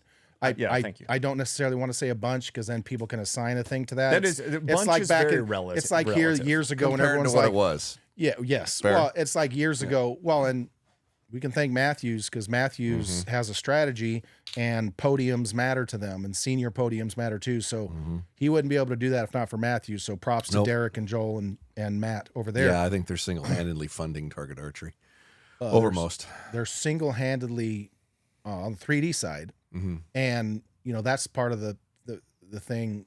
That I will get to your question. Part of the thing, like how much presence do you see with Matthews in Europe? None. Minimal. We in America, I don't know. Very minimal. Yeah. You see them. How much exposure do you see with them in World Archery? You got Jimmy. You got Stefan. Sawyer Sullivan. So they have a few guys, but those guys are also freaking bangers indoors. Right. And so Matthews has been very, very strategic over their history with understanding that, and this is a thing that a lot of people don't understand, is yes, 85% or so of sales, 90% are hunting. Hunting keeps the lights on. So people are like, well, why is Target Archery get all this attention and this money then? Well, dude, I don't know. Why is the NBA? Why does NASCAR? Because the competitive side is the marketing arm to justify and validate the technology that's in the breadwinner. Goodyear makes NASCAR tires. Sure. Do they sell those to anybody else? No. Nobody. None. They sell none of those outside of NASCAR. But they want soccer moms and dads to be like, Goodyear must be good tires. So I'm going to put them on my minivan. It also pushes R&D. So Correct. like I'm sure that's what you're Yes, talking 100%. about. Why make a riser stiffer? Why learn about all this stuff? Well, if our target archers are winning, then we can put those components into our hunting bows. Right. So Well, like, and that makes- also the old NASCAR mentality of what wins on Sunday sells on Monday. That shit still holds true. I don't care who you are. I don't care what category or industry you're in. What wins on Sunday sells on Monday. How do you think sales of Mark Zuckerberg's new glasses went after his big demonstration crashed because of the Wi-Fi? Not well. It didn't go well. It didn't go well at all. No, it went terrible. And so it's the same kind of idea. And so as far as target archery goes, it's in a real precarious position right now, in my opinion. When I was doing Bow Junkie, and so for the sponsors, I would tell them that there's an event cycle. I would start promoting an event the week before or more, depending on what the event is. I would start making posts, talking to people, asking who's coming and who do you think's going to this? And I would start making posts to promote the event before the event. Then I would go to the event, do the event, and then there'd be about 5 days after the event, and that would be the event cycle. And I would take the numbers, and if one event didn't reach 1 to 2 million people, I wouldn't go back. Period. Even on my cell phone. Like, I was going to shoot the Rushmore Rumble here a couple years ago, had my tickets and everything, and then I sliced the dog shit out of my fingers. And Bruce Cole's like, well, just come on out and whatever. So I actually went to the Rushmore Rumble with cut fingers and just covered it for Bow Junkie with just a cell phone, no real microphones, no nothing. Mm-hmm. And that reached 1.4 million people. So, so you have the promotion of the event before, then you have the event, and then you have the cycle of about 5 days afterwards. And in that 5 days afterwards, you have to get out all the content from that event. Then you can take that snapshot of all that time, and that will tell you how that event did for numbers. Sure. And so no one does that anymore.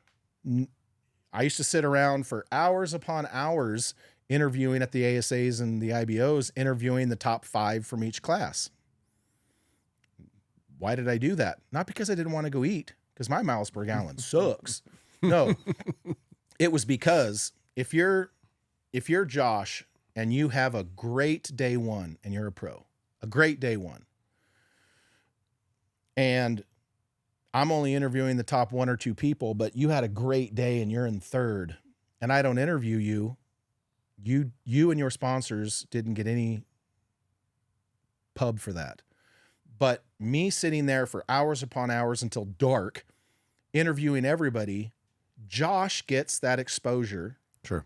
His Nirvana shirt, if that's a sponsor, gets that exposure. And on average, generally about 50,000 people would watch each one of those interviews, unless it was Levi or Danny. Sure. You get the point. Yep. Stars draw stars. Yep. But then you get that exposure for you and your brand. Everybody sees you that might not normally see you. Sure. Your people on your shirt get it. And then the next day, if you lay a turd, well, you don't get talked to the next day. Right. So that one day you did get talked to has huge value. For sure. Huge value. Well, they don't do that anymore. And I think that's bad for pros, especially the ones that aren't there all the time. It doesn't necessarily allow you to set the stage for an event. You're not exactly telling a story, are you? Right. Which is the problem. Exactly. Because everything has to be it does engaged around telling a story. 100%. 100%. And, you know, Kathy would be covering the women and the seniors because they'd be close. Mm-hmm. I'd be covering, generally speaking, the men. And before all the interviews, like I'd be out there the whole time, and I would come back already with all the storylines in my head for all of my interviews. Levi or Danny or Jack or whoever the hell it would be.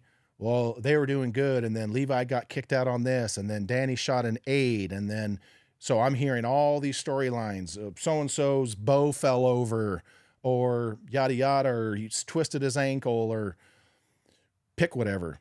We would get done, and I'd be like, all right, Kathy, what happened? And she'd be like, oh, well, Cara this, and freaking all, you know, she would tell me all the, Timmy had a Timmy today. I'd be like, oh, what happened to Timmy today?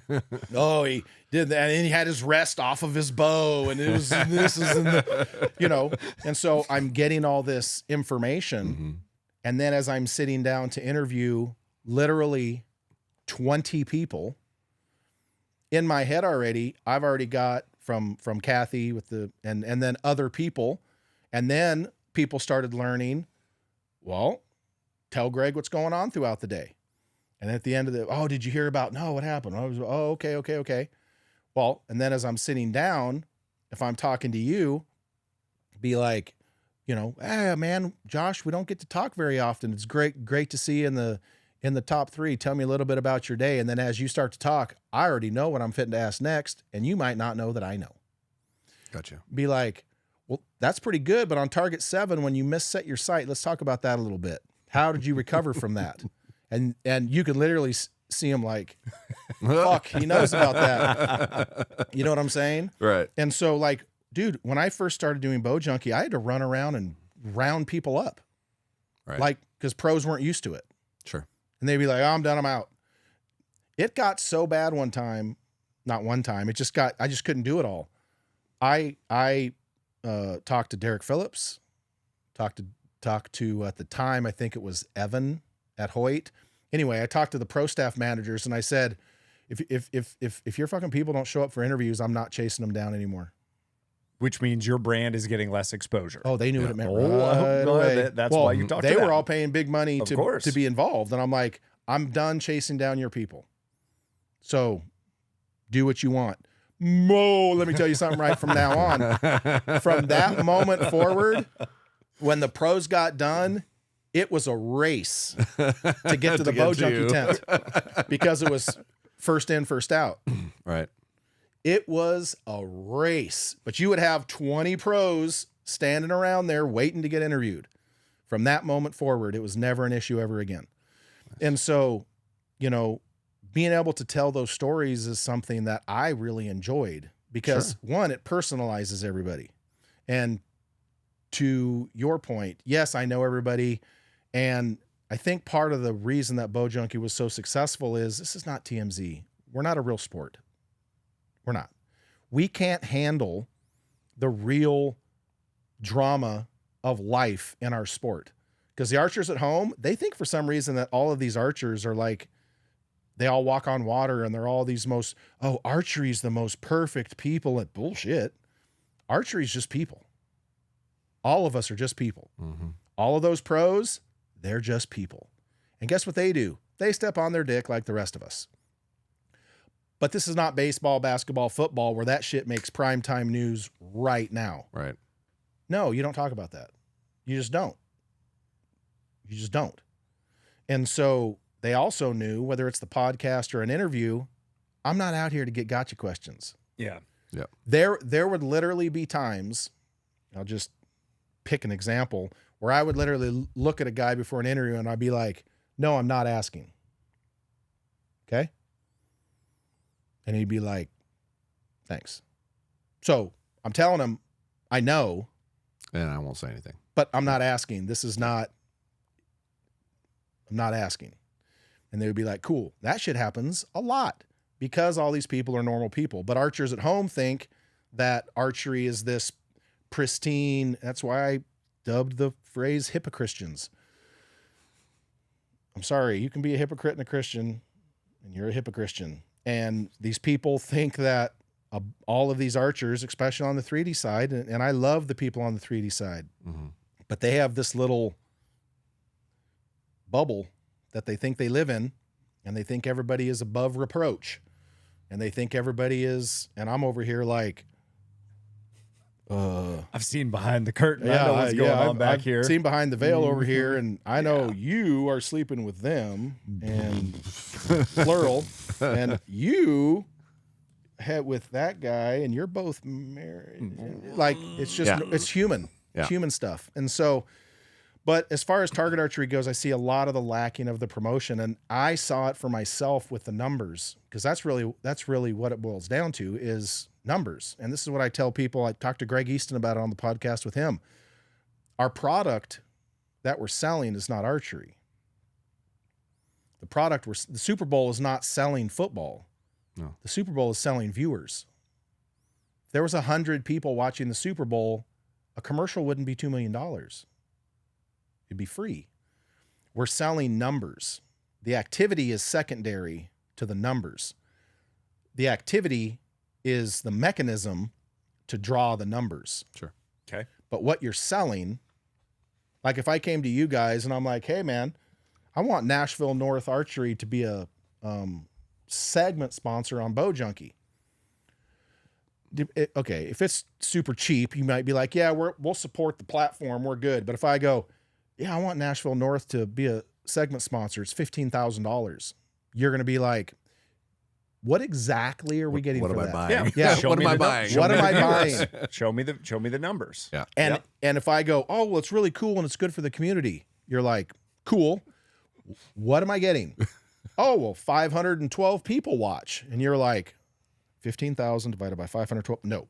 Yeah. If I go, well, in this segment, you're probably going to get anywhere around 200,000 views. Our engagement on Bow Junkie ran about 28%, by the way. And if you know anything about social, That's good. it's massive. It's very good. It's fucking massive. Yeah. It's retarded. Mm-hmm. That year that we hit 191 million, our engagement was freaking 39 million for engagement. It's retarded. And so what we're selling is the viewership. Yeah. And that's something that a lot of people don't necessarily understand. When I do an interview with the guy that finished 4th and it's Josh, when I get to the number 1 guy and it's Levi, those numbers aren't the same. No. When Levi and Danny aren't in the shoot down, the whole shoot down numbers are half. Right. Oh, that's interesting.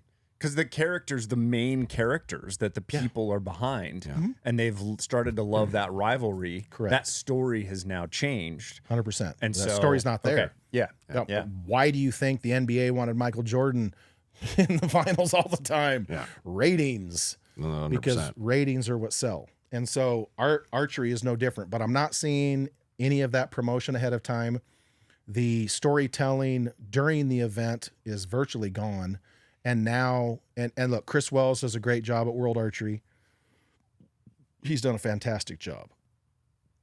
And I talked to Greg Easton about this. The problem that I'm seeing over there, and what I'm seeing with the ASA as well, is it's, I mean, even all of it. It's all of it. Fuck it. It's all of it. Is they're only focusing on the finals.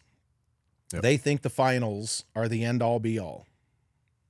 They all they want to focus on is the shoot down or the shoot off. And I say, okay, let's take the Super Bowl, for example. How many crews get sent to athletes' homes the weeks leading up to the Super Bowl? Dozens. They send crews to the quarterbacks' homes, the running backs' homes, anybody that could potentially be a standout athlete during the Super Bowl. They send a film crew to their house to spend a couple days with them. Now, if that athlete doesn't do very well, that interview never sees the light of day. Tom Brady's does. Yeah. And while they're doing the event, they can air a segment where they spent some time with Tom Brady the week before the Super Bowl. Because that's part of that storytelling. And that's what we're lacking when you don't take the time to generate the content to tell the story before and during the event, and all you focus on is the finals or the shoot up or the shoot down. What are you really showing? You're just showing the mechanism of winning, and that's it. Correct. And you're exactly right. I don't care if it's the guy on the left or the guy on the right necessarily. It doesn't build the same way like what you're talking about. Correct. You're exactly right. They didn't lay the ground for me to be invested. Correct. And that's the problem that we're having right now is, number one, you think Levi and Danny are going to shoot forever? No. What's going to happen when they leave? I mean, you already see a lot of that. I mean, you already see Levi. He's cut back on social media a bunch. Well, and that's Matthews. I'll just be honest with you. I asked Derek Phillips. I called Derek Phillips a couple years ago. I'm like, yo, my man. And I like Derek Phillips. We've always gotten along spectacularly. Derek and I get along great. I'm like, yo, my man, why don't your people, your pros, why don't they post on social media? Cold as ice. I got people for that. Their job's to win. And I was like, oh shit. He is wrong. Just so you know, Dude. he is wrong. He is wrong. No, he's not. No, he's wrong. Because you're not establishing the character, and you're not like, no, I'm talking about them for themselves. Yeah. I want to see Levi coaching his kids football. Yeah. Derek wants to sell bows But it helps do the same thing though. to an extent. All right, keep going. But- I don't want to. I don't want to derail you. No, we're good.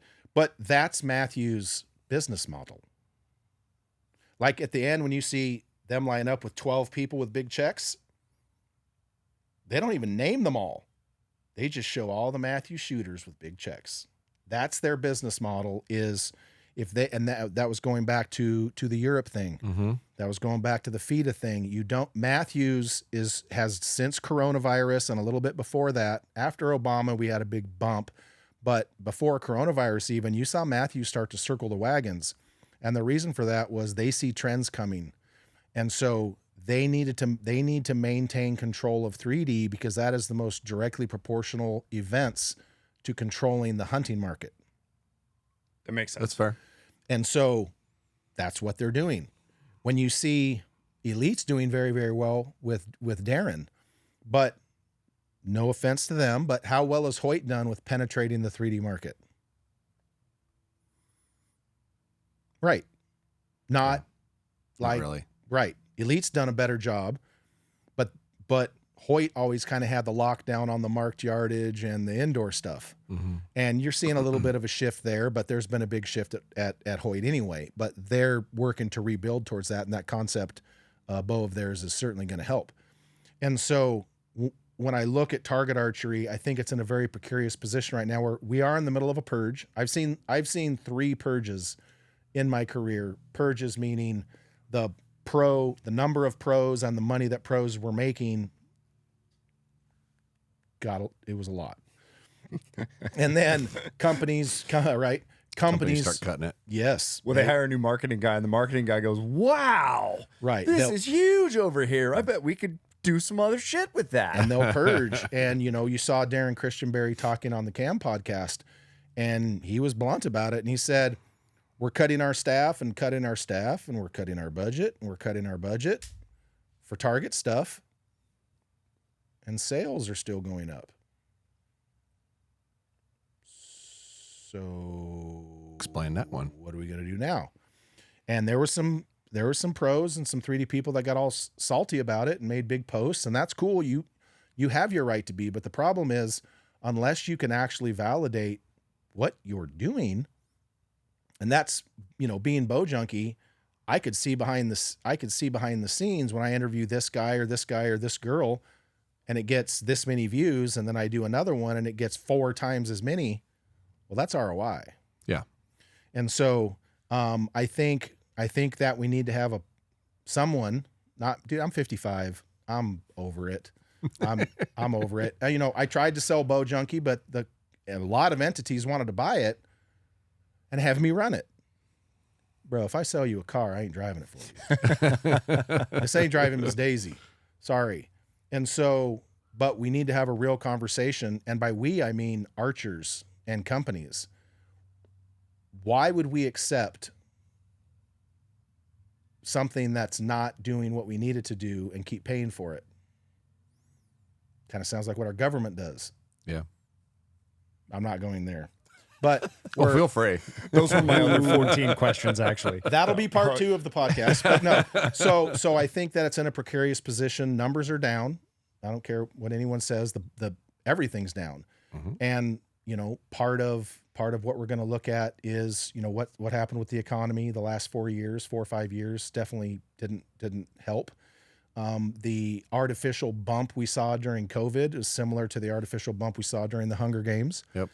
And it's not a matter of sustaining it. We never sustain it. We didn't sustain the Hunger Games, and we certainly didn't sustain the COVID bump. I mean, companies were buying CNC machines like they were buy one, get one free. And that's because there was billions in PPP money that was given out, and there was billions in stimmy checks that went out to people. So Correct. Individuals had a little bit of extra money, and companies, people that knew how to spend money properly, had a shitload of extra money. Correct. Well, and dude, you guys know there was tons of people that are like, "Oh, I'm gonna take up bow hunting in case I need to feed my family." Yep. Bro, it's not you. Even guys that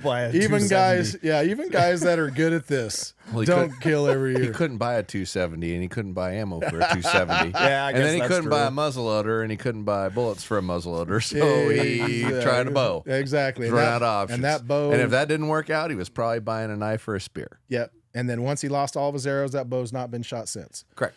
And so, would I say that I'm worried for? And look, I love Bruce Cole and Brittany over at the NFAA, but holding a tournament in September when everyone's on the West Coast is hunting, that's just not smart business. And so, you have to hold these events when no one was even excited about it. I didn't even know it was happening until it was happening, and I'm in it. And so I think that tournament archery needs to take a real hard look at itself. I think part of the problem we have there is it's intentionally segregated, meaning that every organization was built for its own benefit. Mm-hmm. ASA, IBO, USA Archery is a little different because of the Olympics and the USOPC and governing bodies, and the NFAA but they're all built. Now they do cross over and work together on some stuff, but generally speaking, they're built for their own benefit. And so you have, and I've talked to non-endemics before, and it's like, hey, sponsor this event or this organization, and then they do a little due diligence, and they're like, so what are all these other ones? Oh, well, yeah, those are just other archery organizations. Oh, so we're not sponsoring archery, we're sponsoring one organization within archery? Yeah. Well, if I sponsor football, I sponsor the NFL. If I sponsor baseball, I sponsor Major League Baseball. Mm-hmm. If you sponsor hockey, it's the NHL. So in archery, and that's just the way it's been built up, because to your point, it's a small industry, and that's just kind of the good old boys network that was designed years and years ago, and it worked for everybody until it doesn't. And right now, we need to take a serious look at what we're doing to not only promote the events, but to, not only help them grow, because they're not growing, but to actually help them survive. I left the pause on the end of that one because that's another one that we may pull forward in the pod. Yeah. A little teaser. That's a rough one. That's hard to hear. Super rough. Yeah. Yep. Because it's been harder to watch. I would imagine, especially from the seat that you're in, like watching it just wither away. Yeah. Dissolve. Yeah. Yes. Yeah. And so, dude, look, I can remember, I've literally seen, Jimmy Butts and Dave Cousins, literally hats like on their faces, in each other's faces, just motherfuck you. Yes. Just That's what we need. I'm telling you, just screaming at each other. It's happened in 3D. But no one thinks that's okay. In archery, goes back to what I said. Why not? The bubble, right? Why not? That's not professional, bitch. What you talking about? Like, Braden Galantine has always one of, if not the greatest feeder shooter ever. He's always showed emotion, good or bad. Mm-hmm. And people have always and I'm like, hell no, we need more of that. 100%. But we used to go to events, and there would be a buzz. Like, I would show up to events 10, 15 years ago, and like the hair on your arm would stand up on the practice line when you saw Jesse and Shane and Kendall and Dave Cousins and Rio Wild and Jimmy Butts and Dietmar Trilla. And you're just like, fuck, it's a bunch of bangers. And they would go out there and battle. Yeah. You show up now and it's like, the people that are winning don't even seem to care. Yeah. And so we are at a real shift. And I guess my question for all of us is it a culture problem? Is it a pay problem? Is it a media problem? Or is it genuinely a sick, like an ill entity? Because we can't keep going the way we're going, because the juice will not be worth the squeeze. Well, and I've heard it for a really long time that the only way it'll ever really be great is if we get outside money. Right. It has to come from outside the sport, and no one's ever really successfully done that well and be able to pull in enough revenue to create it. Because Tiger Woods was getting watches and stuff that have nothing to do with golf. Right. But why? But because they're telling a good story. Because there's millions of people that are watching him. I know, play but why golf? are millions of people watching him play golf? Because they're telling a story. And yes, Tiger was a compelling character. 100%. And I think that your example of turning off muting the TV is perfect, because I think that that's what I've seen happen. Because I'm the same thing. I'll watch a tournament and I'll do the same thing where I just go, man, this is so sterile. The announcers are, I get it. It's their golf whispering. But I don't know who these guys are. I know nothing about them. It's not compelling. And I think that you're exactly right. I think that it's been muted. I think that's going to have a chance at all. You need one entity. I think you're right. I think this 5 different entity shit needs to go away.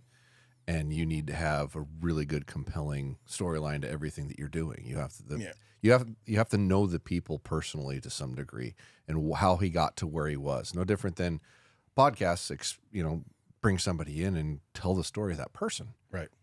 People who engage in that, they love in that, and or hate it, whichever works. or hate it, either way. But Hate's oftentimes better. Yeah, you need Especially a villain. What do they call that guy? The heel in wrestling? The heel. Yeah. Yeah. So I mean, it's necessary if it's going to have a chance in hell. And I mean, I've only been saying it like a lot for a couple of years, but it's dying. It is 100% dying. Yeah. Well, and so the analogy that I do you guys pay attention to UFC at all?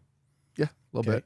So back in the day, there was a not quite bald guy named Dana White who had a vision for MMA, and he didn't have the money, but he got with the Fertittas, who had billions of dollars, and they bought the UFC. And Dana White had a plan, and he basically implemented the plan, and he told the MMA fighters, if you don't like it, go fight somewhere else. They bought it for a few million, and they sold it a couple years ago for $4.5 billion. And so what we need in archery now, I don't know if everybody knows, but the UFC has bought multiple other organizations over the years. They own multiple now, and they use them as D leagues to get fighters up through the ranks. Okay, it's like minor league UFC. Correct. And so what we need is we need a Fertittas. Elon, if you're listening, call me. My number's everywhere. We need a Dana White, someone who has a plan, and that person needs to have a financial backer to implement that plan. And I promise you, all of the archery organizations would play ball if it was structured correctly. It's okay for us to have, I'm going to include USA Archery, even though they have to play by a bunch of other legal rules that people think Rod Menzer's over there just like, man, they're controlled. Yeah, it's not the same. But the IBO, the ASA, the NFAA, and USA Archery, they absolutely could be governed together. They absolutely, if someone had the financial backing and a plan to put it together to where basically they were all part of something, but they each did their own thing. So then you could go, so like, let's say you were basically controlling that entity in America with those organizations. I could go to Ford and be like, Ford, sponsor archery. Here's the numbers. And they go, okay, here's $1 million.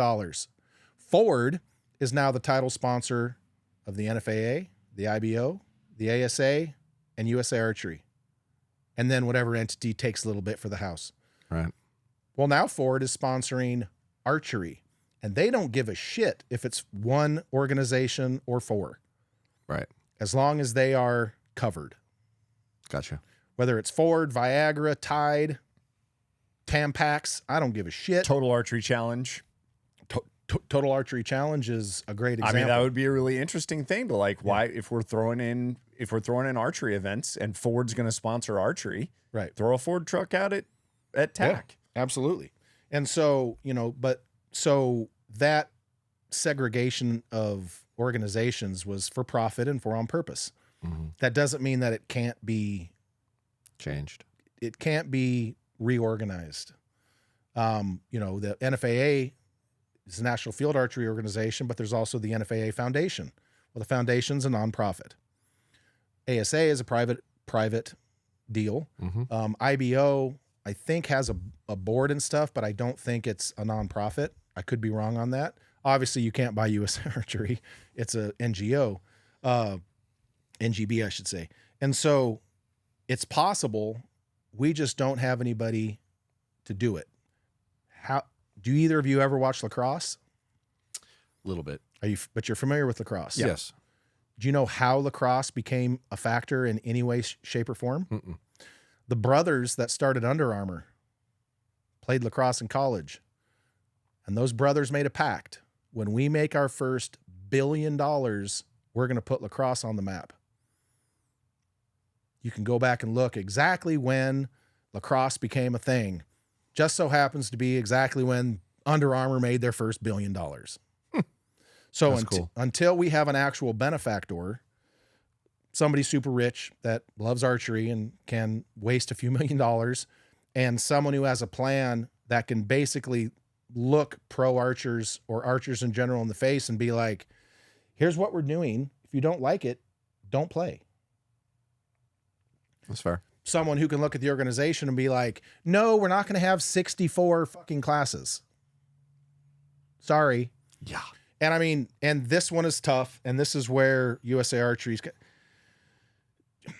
I guess it's like big women in spandex pants. Just because you can doesn't mean you should. Don't let Greg tell you what to do. You listen, do your thing in those spandex pants. Post those pictures in the comments, ladies. You all On Greg's page. all you can handle. But then we look at it and we're like, okay, blind archery. And I'm not saying anything negative about the archers that are blind or sight impaired or whatever they call them. But at what point do we look at it and say, just because you can doesn't mean you should? Yeah. And Or just don't air it on TV. I watched one the other day and I was like, wow. Yeah. This is what we're doing. This is what we're doing. Right. But it's the same when you look at coverage of the Olympics. Right. So think about that from a coverage standpoint. They may throw in a little bit of that. The same as they throw in some of the weirder small sports, but what are they mainly focusing on? What draws numbers? What draws numbers? Right. I don't think so. This is what I think is going to happen. You need a Dana White, and then the money comes. But I think that there's going to be something new that gets started. I don't think you're going to mess with the governing bodies of these other organizations. I think somebody is going to come up and say, "Here's what we're doing," and then I think the money comes, and then the pros come. I think that that's what's going to happen. Levi Morgan tried that. Yep. It didn't work. He got shut down, and the amateurs threw fits. The amateurs were so pissed that they weren't included that they started calling his sponsors to get him shut to force their own inclusion. Correct. How long ago was that? That was 10 years ago? Yeah, I was going to say about a decade. When Target Archery was a little more alive. Way alive. Yeah. And so I'll explain another facet of this to you that people don't like to hear. For 30, 40 years, archery, the industry, did everything it could to intimately link the act of shooting a bow to hunting. People literally posted because Compound now has got its foot in the door for the Olympics. There was people that are dumb enough that they were posting on the internet going, oh, that should be 3D archery. Excuse me, retards. You think NBC is going to have a foam deer and something that looks like a deer for people to shoot arrows at? Are you out of your ever-loving mind? Take your medication, pull your bottom lip over your head and swallow. No. They will. It'll never happen. Ever, It'll ever never get broadcast. Mainstream media will never, ever, ever, ever, never air any kind of archery that shoots at anything that looks like an animal. Ever. And they're also going away. Yeah. That's the other thing is you just said NBC and I went, wow, NBC, that would be amazing. But guess what? It's not going to be there. It's going away. Like that's the thing. YouTube is taking over the world. Streaming is taking 100%. over the world. Netflix, Prime. It's a total reshift. And so Levi tried to do it 10 years ago, but he tried to do it at the wrong get time. away with it now. Exactly. Or 3 or 4 years from now when it's more dead. In America, yes. But the problem is once you go outside of America, I mean, I can tell you when India and them opened up their internet, but you can't stream whatever you want to China. Yeah. You can't stream whatever you want to a lot of these countries. So broadcast television, when it comes to the Olympics, ain't fucking going anywhere. Maybe in America. For sure. Agreed. But with the Olympics. Yeah. And so, but that's part of what that scenario is that, look, in America, we're hunters. It's what we do. But 10% of us are hardcore hunters. 10% of us hunt. 10% of Americans are hardcore anti-hunting, and 80% don't care. But that 80% care when a doe shows up with a crossbow bolt through her face. Yeah. eating flowers and Yeah, like it's not a good look. It's when not a good look. when we as a group do some dumb shit, then that 80%'s like no like, dislike, No. Goodbye. dislike. Then the 10%, that's all they show, the 80%. Yeah. And so whatever game and that's why FIDA is where it is. It's a round target, it's yellow. And anyone you talk to, you guys are the same. When you talk to someone, you say, what do you do? Oh, I run an archery shop. Oh, I shot archery when I was a kid in 4-H. Everybody says that. Yep. But guess what they shot? A round target with a yellow dot in the middle. Yep. And so understanding what's going to work and what's going to play is super important. And as much as we want it to be, dude, broadheads are illegal in the Netherlands. Just a broadhead. So understanding what we're trying to do, and Chris Wells at World Archery is doing a fantastic job. They just need to work more on the quality of their content and storytelling as opposed to just showing the finals.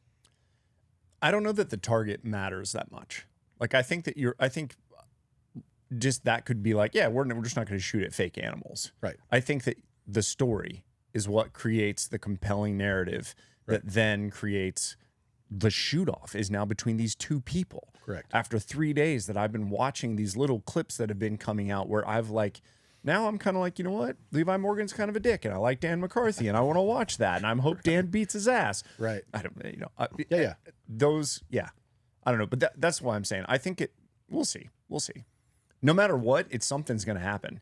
It doesn't matter how much we talk about it. It's has to. going to happen. Something's going to happen. It has to happen because it's been going the way it was going for so long and it had such a good run and so much money was made and so much money was spent. And a lot of these people, and like Darren Christianberry was talking, a lot of people in these marketing departments, not Derek, because Derek follows a strict strategy.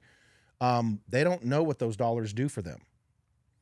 And now companies are starting to look at that and go, okay, so at what point, and that's why there's the purge is upon us right now, the purge with pros, purge with amateurs, purge with free product. We're shrinking it back right now. And the real question is, how are we going to rebuild it moving forward? And that's my concern. I mean, I didn't put in all those years running my fat ass around, getting heat stroked out at Bowfest and all this other stuff just to watch what you see. It's virtually unwatchable. Yeah. And I'm in it. And I'm just like, guys, it's not that hard. Who wants to watch this? Who? But people still watch and companies still pay. And that's my question is, until we as consumers and we as sponsors demand change, what's going to change? Nothing. Or it just goes away. I think it doesn't go away, but it just turns into. I don't know, man. What do you think? Where do you think it's going to go? Well, what's happened in the last 10 years? Right? You said it's been in decline for 10 years. What's I'm going to go different? pee, but I want to What's hear what you're different? saying. So talk loud so I can hear you while I'm Well, peeing. tack. Yes. Tack. I mean, that's probably where a lot of the money's going. Not as Imagine. much as you would think. Not as much as you would think. So are they just getting stingy, or are they Who? brands? Do you think they're just getting stingy, or are they spending it somewhere They're else? finally paying attention, I think. And Okay. so tack is number one. The difference, tack and what Sean Inman did is genius. I tried. They will never allow scoring at a tack ever. Yeah, no, he has no interest. No, not only no interest, he'll refuse. Refuse, And 100%. rightfully so. Yeah. And so if you go to any competitive event, archers walk around with their hands out. Yeah. You want to know what they walk around with at tack? Their wallets Their out. wallets and they're spending. Yeah. Yeah. And so it's a whole different dynamic. The barrier of entry for attack is different. Mm-hmm. And the problem is like if you go to an IBO or an ASA and you go to the whole tour, you see mostly the same people. Uh-huh. You go, I've had that said to me countless times from brands. well, it's true. It's the same 800 people or whatever. Yeah. And so, whereas if you go to attack, yeah, you'll see some of the same people at Utah as you do in Michigan. But generally speaking, it's a whole It's group of 90% people. different people or Correct. better. Yeah, Yep. at each one. And so the entire vibe is different. I mean, could you imagine being at a at a tournament event, a real one, where they keep score and have pros and all that, and there's 1,000 arrows in a bucket that people shot into tree stumps and lost and shit. Be furious. Bro, I would get mad if yeah. And so it's just a whole different dynamic.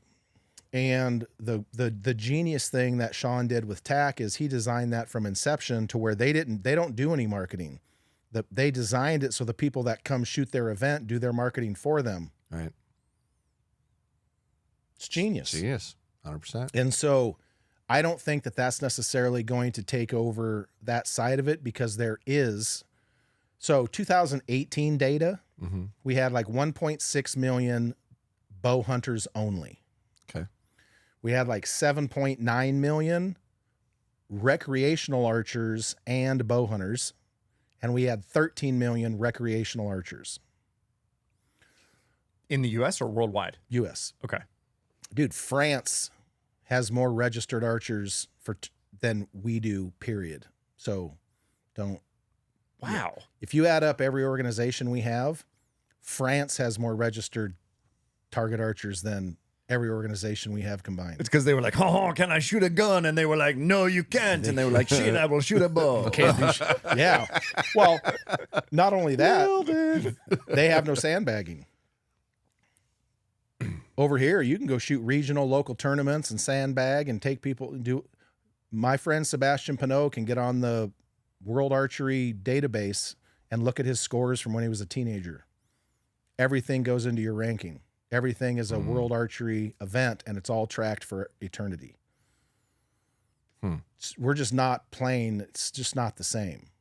And so, TAC definitely has, its place. They're super fun. Holy shit. Yeah. Some of them are hardcore. Yeah. But there is still a massive, massive number of people in this country that want to shoot for score, and they want a chance to measure themselves, and they want a chance to win something. The problem that we've had is that has morphed into, I need to be compensated just for showing up. Oh yeah. And that's become pervasive. Nobody that shows up to attack expects jack shit. Expect to lose arrows and spend money. Yeah. Yeah. Except to have a good time. Yeah. Target archers, we don't have that. We don't have that. And we certainly don't have it anymore. Yeah. And so I just think that we need to be careful. And I think that, myself included, I mean, I have to include myself in these. I think target archers have taken it for granted. Yeah. We've taken the events, the organizations, we've taken the freebies, we've taken the non-freebies.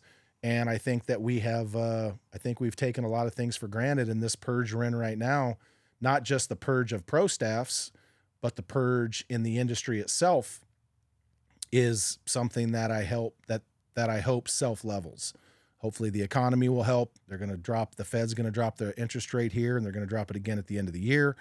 But dude, shit's expensive right now. All of it. Oh yeah. I don't care what it is. All of it.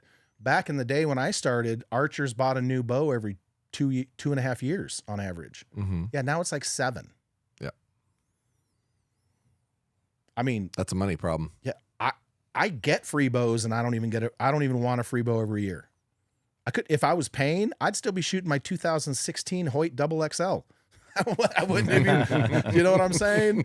Yeah. Like, and that's just the nature of the beast. But, luckily you guys are in it enough to understand that it's a conversation that not a lot of people want to have, because they don't want to upset a sponsor. They don't want to upset, the apple cart.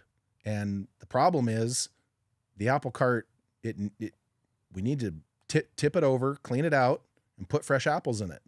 And the NFAA and the ASA and the IBO and USA Archery, of course, are going to be the four corners of that cart.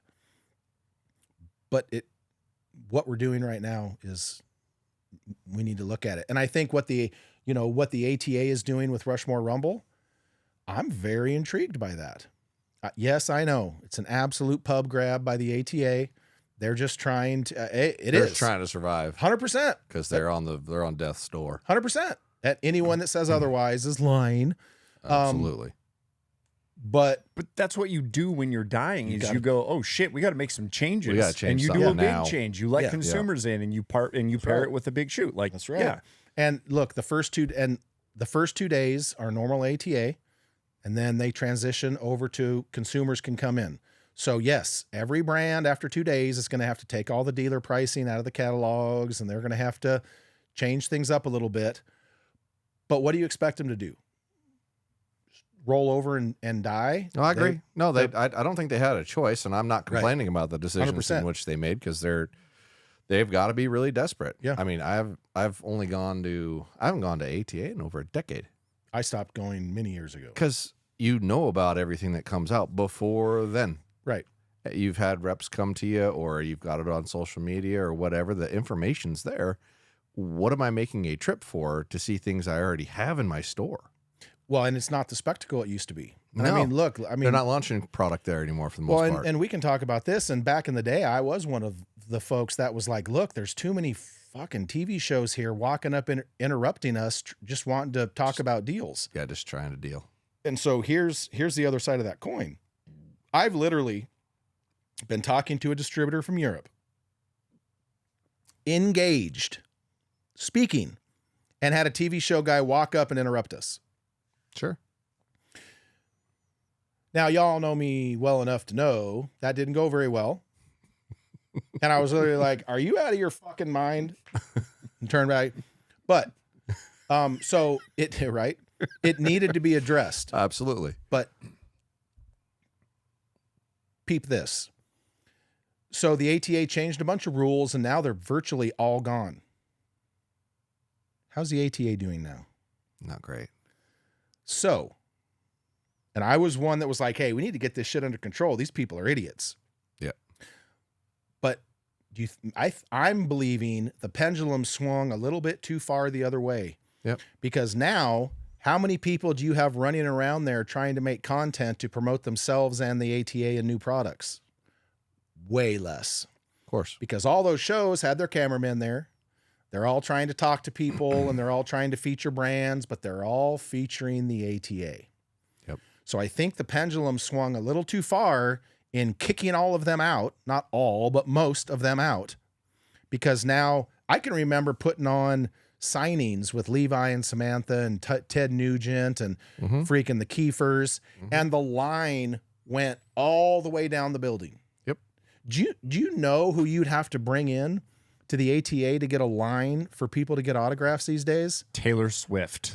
Joe Rogan and Taylor Swift. And you would literally... Rogan would do it. You would literally... But no one cares anymore. And I think social media plays a role in that. But my point is this, is you can look at the numbers, and when they basically kicked out most all of the media folks is when the ATA really started to become less efficient. Yep. Less important. Sure. Because of simple exposure. You had all these people that were coming there trying to get sponsorships and stuff, but they were also promoting the event. That's and right. they were also making it seem like it was cool to come to the ATA. That's right. Once they're gone, the ATA, no offense, Jeff Poole, no relation, the ATA sucks donkey balls at marketing and promoting. Yeah. Like big ones, like the kind that knock when they walk. And so without all these television That's going at the front as well. you know, without all these TV shows there trying to promote themselves, but in turn promoting the event and products, Yeah. now you have none. Yeah. Might have been like it would be smarter to only let them there certain days and have certain days where they can't, kind of like what they're trying to do now. Yeah. So what they're trying to do now is backtrack a little bit. So I do give Jeff Poole credit for that. I think it's needed. But now what's happening with hunting television? Dream deferred. It's, a big company is getting out of it. A big company, which I'm not going to name, called its big people up to Wisconsin, and said, we're going to start focusing on YouTube and Instagram, and hunting television is not going to be as big. Same strategy, different platforms. Right. Also identifying the relevance of where people are paying attention to things. Exactly. And the dollars that you're having to spend to get in the door a on lot one of cheaper. these So other much cheaper. Yeah, I mean, you just go start a YouTube channel and then just upload stuff, and then you can work behind the scenes if you want and get sponsors for that kind of thing. But like the outdoor channel model made sense when the only place for your eyeballs to go were a TV. Correct. But now that's just not the case anymore. Right. Yep. And so I think that, dude, there was people that was even pissed off that the Rushmore Rumble left Yankton. They're like, that was a Yankton shoot, and South Dakota made that shoot even possible. It gets 350 people, bro. Like, you can put on a safari shoot in California and get 350 people on a week's notice. Do you know why Indoor Nationals is where it is all the time? And when they do have to move it, it never leaves a certain circle? Because 90% of the people drive to Indoor Nationals. You want to know what percentage of people drive to Vegas? Not many. Not very many. So if you're going to have an event where 90% of the people drive, you better put that bitch somewhere in a circumference where They can get to it. they can get to it. And so I applaud Bruce and Brittany. I'll be there. I need to book that, by the way. Whether I shoot or not, I'll be there just because I want it to work. Do I care if the ATA comes or goes?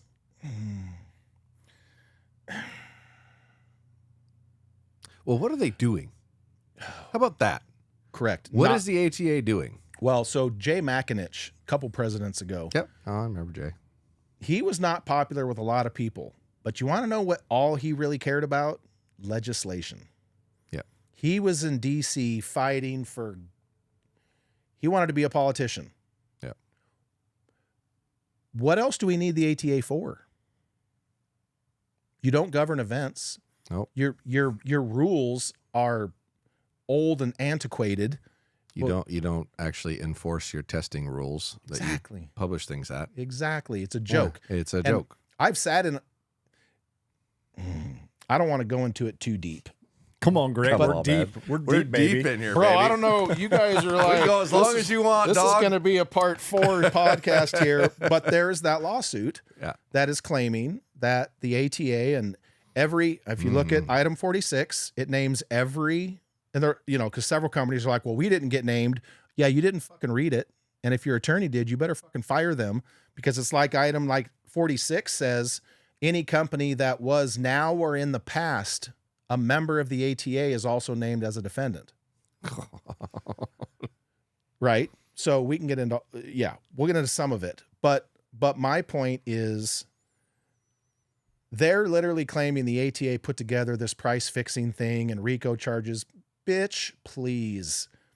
I have been in those meetings before, and I said this on my own thing. You can't get all of these companies in the room to agree that water's wet. Yeah, fuck that dude that brought that suit, by the way. Yeah. Keep going. Yeah, him and his pavement company. If you think that you are going to get archery companies together to collude for 2 decades, you are mentally retarded. I've been in the meeting.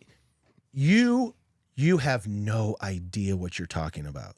Yeah. Literally, number one, all the products aren't the same price. So price fixing for what? Yeah. Price fixing for what?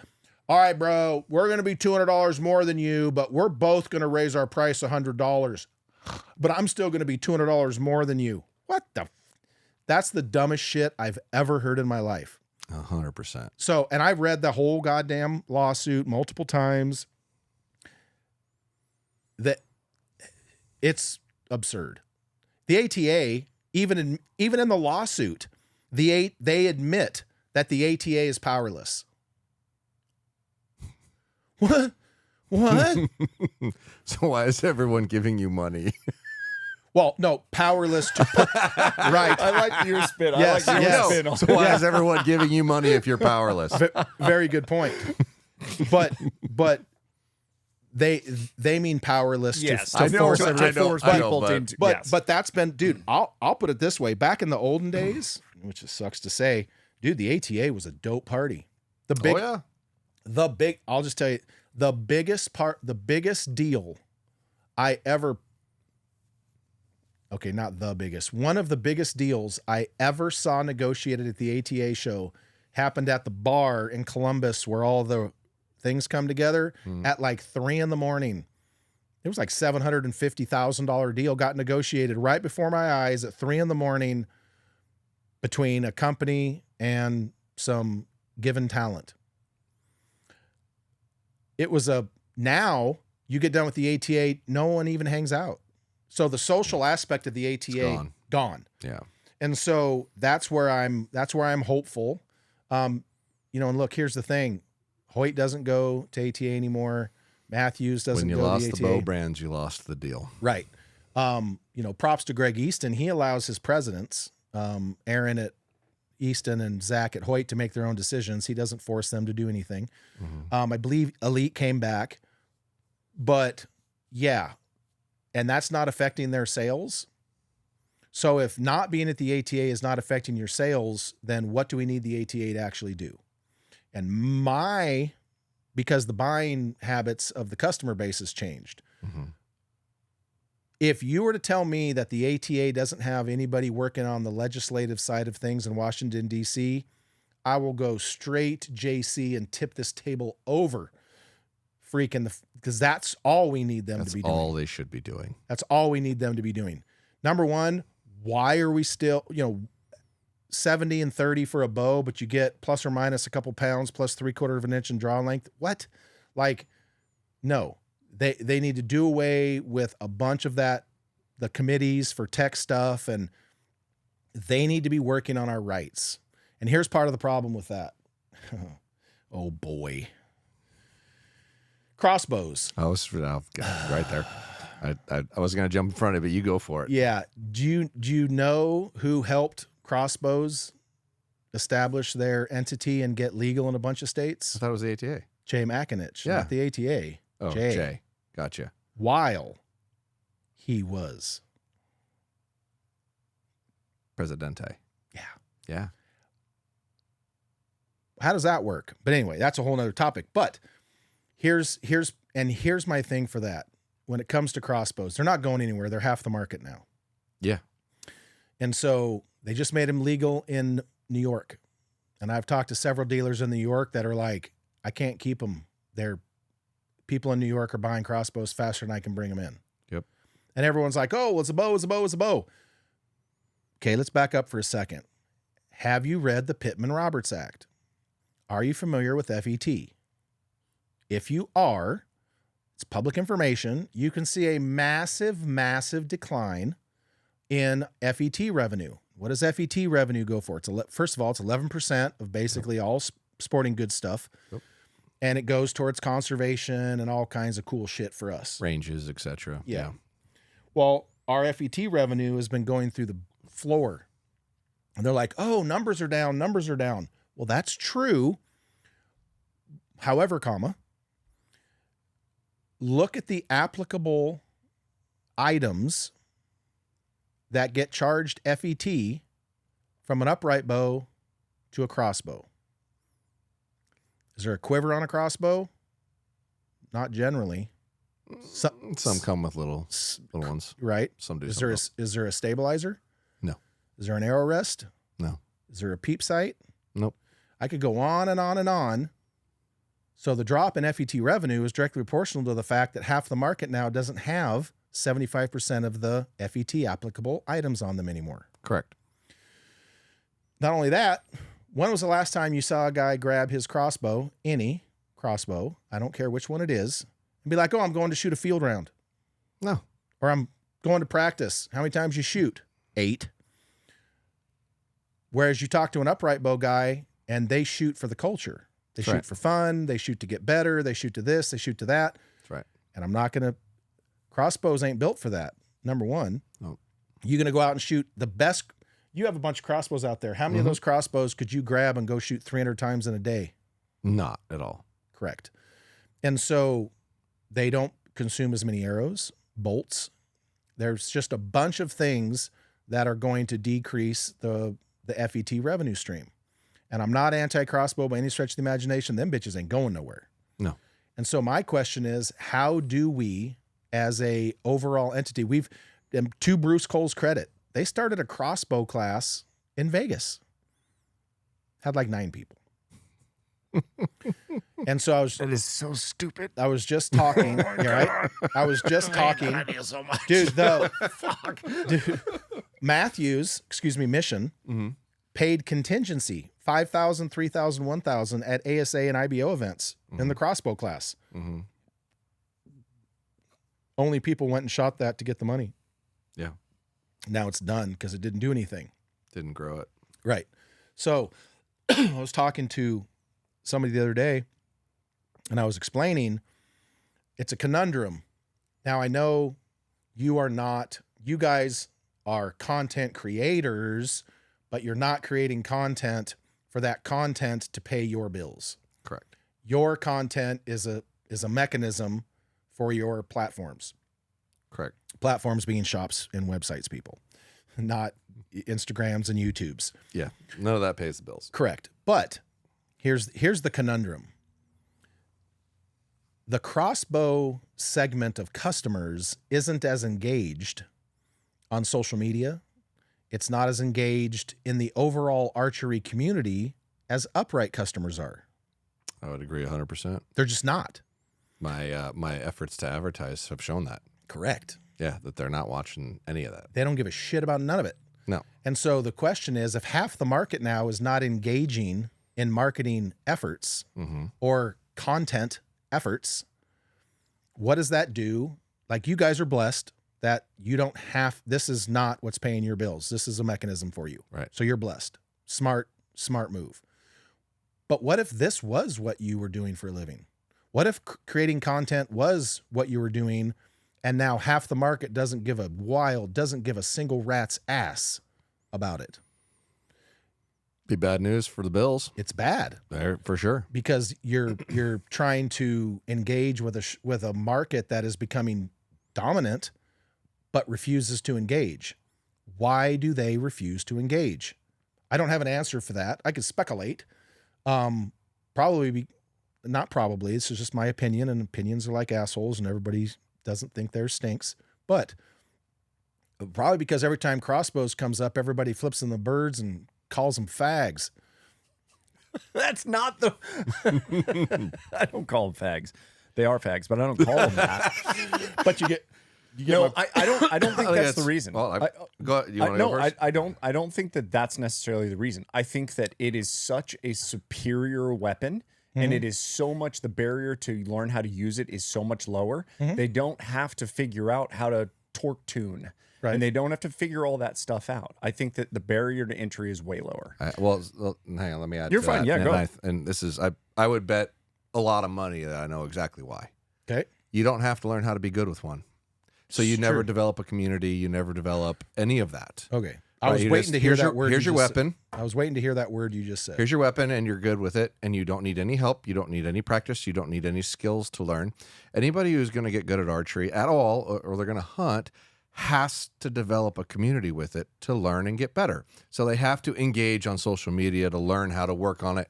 They have to meet Frank, John, and Billy, who all know how to shoot a bow, to help him learn how to. So they develop a community, and they develop a passion, and they develop this desire to get good at it, and it becomes their life's thing. You're right. Right? That does not happen with crossbows. Yep. It doesn't, and that's not a mark against them. They've done it so well that you don't need that. Right. Well, it may inconsequently destroy archery in general, because all those people that picked up a crossbow never got denied that beautiful experience of learning something and getting better at it. Right.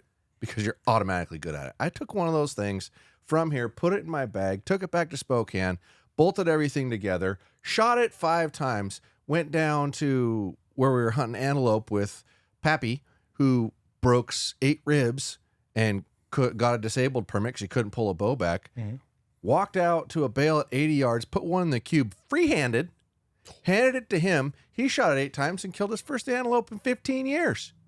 And he's hunting antelope every year for 15 years, never kills one. Okay, that's what you're dealing with. Right. And then you're going to turn around and tell me that's the same thing.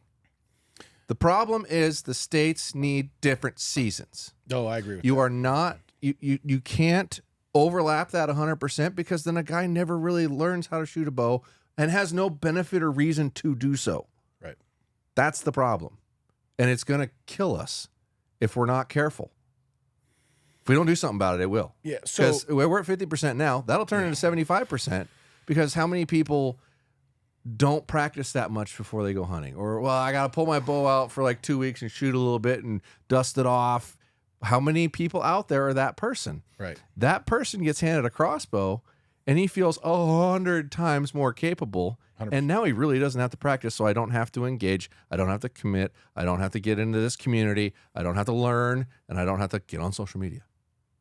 Because at the end of the day, if I could eliminate all my social media, I would. Because I'd rather not be on it. And as would a lot of people. That's the problem. Right? Yeah. I mean, granted the option, he would be. But Oh, I like the attention. If I won the lottery, y'all would be like, whatever happened to Greg? 100%. I tried calling his number and it went doo doo. You'd still Yeah. show up and do archery things to be a part of the community because right, I would. that He would, lit but you he'd up, never dude. pick up a phone. Yeah, and but do that- any of that. I honestly, I don't believe either of you. Again, because of the community reach that you get by doing what you're doing, because you both have created No, it's big like a family, communities. 100%. Exactly. Yeah. No, exactly. I get Dude, that the part. amount of people that walk in, pull him aside and say, thank you for what you do. You made my life better because of XYZ. Mm-hmm. I hear it every time he's here. It's so fucking cool. And that's what this sterile thing, introducing this sterile weapon into the archery season, is taking away. Do you think that it would matter if it was a different season or the Yes. same season? 100%, because you give somebody a reason to, oh man, if only I could have got out 3 weeks earlier in this archery only time as opposed to crossbow time, and maybe that guy. I mean, we're cannibalizing ourselves. Crossbows too, right? Because now let's say they're separate times. You know, you might get an archery guy who buys a crossbow and still uses archery stuff, and vice versa. You have cannibalized it, and they're both archery. Do we really want to shorten our ability to sell people things and have involvement? Like it's foolish, but we're such a small percentage of people to begin with. It's hard to get that separated. If ATA has one fucking purpose left on this planet, it's to do that. I don't disagree with that. I mean, here's one thing that's always blown me away. We have so many hunters in our country that shoot. Why isn't the biggest division at every single shoot in America pin guys? Because it's less accurate. Because those people don't want to be. Those people don't want people watching them shoot. Oh, I agree. And That's so part of why TAC's done so well is that they Correct. don't have to keep score. that's right. But they all keep score. They all keep score, in but their then own way. it's not on a board where Correct. everybody gets to look at how bad I did. That's right. Well, it's the fish was this big. Yeah. This big. Yeah. It's 100% what it is. And so, Every dude exaggerates. yeah, well, that's what she said. And I mean, so that's part of the conundrum. So as far as the ATA goes, I would like to see them specifically getting, not that I think Jay McAninch did some anyway. But I think he didn't give a shit about the rules stuff or the committees for specs, man. He didn't care. He wanted to be in DC talking about legislation, and he was good at it. And he did good for us at it. The problem is kind of sold us out with the crossbow stuff. And Yep. He may not have seen that coming though either. Like you think he's doing the same thing right now with the NABA with the air gun stuff. Okay, Oh, so no, you it's- think he saw the fact that this would eat so much market segment? You don't have to speculate if you don't want to. Yeah, I mean, that's a I tough don't- thing to see in my opinion. I don't know if I would speculate, but I think he's just saw it as an opportunity for revenue expansion with not having the foresight to understand what that would mean. I agree. And for someone who was so specifically hot to trot on legislation, Stevie Wonder could look at that and be like, that's going to be shitty for FET. That's a silly one that they didn't cover that a bit. Yeah. So, I mean, I think that there's a lot of conversations there to be had, but crossbows are not going away. No, there needs to be And- some segregation. And There really does. I what you said about, I mean, the community thing's 100% right. And yeah, you're right. If I won the lottery, I would probably refire Bow Junkie back up, but it'd be way more hardcore because there would be no sponsors. No sponsors, baby. Oh man, if you don't like it, yeah, Man, you fucked that I'm up. telling you. Well, and That would be incredible. yeah, I just, and it would do amazing. Dude, I It would just crush. dude, I just had this conversation with Chris Brackett the other day, and I said to him, if you want to talk about something that was way ahead of its time, Jimmy Big Time. Yep. You familiar with Jimmy Big No. Time? Oh, school your boy. Give it. No, like after we're done, you need to send him links. So Jimmy Big Time was a show that was owned by the Outdoor Channel, and I forget the guy's name. Super funny dude. He came walking into the ATA wearing a big, I don't know if it was real, but it was a big fur mink coat. No one had a fucking clue who he was, and he came walking in. Dude, and it's with the basically balls. James. Okay. He came walking by, and he would look at Jim Shock and be like, "Hey Jim, how are you? I'll be back to give you an autograph in a minute," and just keep walking. Wow. He would literally, let me see that water bottle. Yeah. So it was a spoof. Like they would be hunting in a blind, and he would literally be like, "All right, deer's gonna come out over here. We need to be super quiet, you guys. You need to remember you're gonna scare away the deer." And then Got it. Yeah. opening up bags of Doritos, being just loud as hell. I mean, it was 100%. It was so far ahead of its time. If you were to relaunch that show today, it would crush. It would literally be the #1 show in 3 months because it was so far ahead of its time. The uppity folks that were running the hunting industry, hunting TV back at that time, he was embarrassing. Embarrassing, yeah. Yeah. Yeah. And I mean, they did some stuff out walleye fishing on the ice he'll send you some links afterwards. Even today, you're going to be like, oh my God, I want to watch more of that. All right. I'll look it up. And so Jimmy Big Time? Yeah. Jimmy Big Time. Okay, I'll look it up. Yeah. And it was, so stuff like that was entertainment. It was entertainment hunting television. I don't recall they ever actually got an animal. I don't think so. Like, Oh, dude, God, can you imagine taking your time and doing that? Like, just but that's what the whole show was. Like, whole- he would be in the thing and he would shoot, and you would see the bullet hit 40 feet above and behind the animal, and he'd be like, smoked it. Dude, it was absolutely fantastic. And no, I would like to see and I think what Jeff Poole and Bruce Cole are doing with the Rushmore Rumble and the ATA is going to be I think it's going to be a good try. I think if you were to allow consumers, and you'll know you were there back then, if you were to allow consumers to come into the ATA when it was the ATA from 10, 15 years ago, you wouldn't be able to walk in the aisles. Nope. My concern is that some of these people are going to come to the ATA this year and be like, this is lame. Yeah. And then they're going to go, why did I come here again? That's because back in the day, when you would be at your booth, you could hear the buzz of people in the hallway. It's like a swarm of bees in those horror movies. They would open up those doors and it would be a sea of humanity, like Black Friday, just engulfing booths and going around, like just of people. You go now and they open it up and like 30 people walk through 5 different doors. Yeah. So I hope they can save it, but I really hope that Jeff and the ATA can kind of refocus and get the ATA back to, doing, because look, I have no problem with the companies paying to go there to keep the show going, the show of the ATA. And for the longest time, it was just a revenue generation so they could have a party year after year. Right. I'm cool with that. It was serving a purpose. That purpose went away. The internet helped it go away. Yep. Getting rid of all the bow companies pulling out and them not launching. 'Cause there Right. was like reasons to show up. Correct. Like, Oh as yeah. a- as Well, a- like yeah. originally, way back when Matthews launched there, and you had to be present to place an order. If you didn't go, Wow.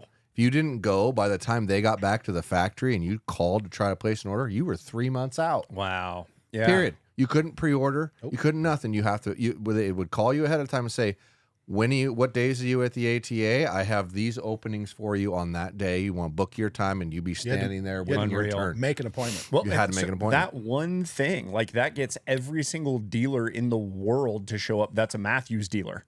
I know. You have to show up. You don't have a choice. Single-handedly, like that one thing alone, if ATA would have handled themselves correctly and embraced Matthews doing that and continuing to do that, it would still be massively significant today, because you would have to go if you were playing serious at all. Are you talking about the first time they Launching, left? no, or the launching, second time? no, just in general. If they Okay. would have stayed and always launched there, and you had to be present to place an order, Right. it would be significantly important. Oh, it would be. Just that. Well, just that. They tried that.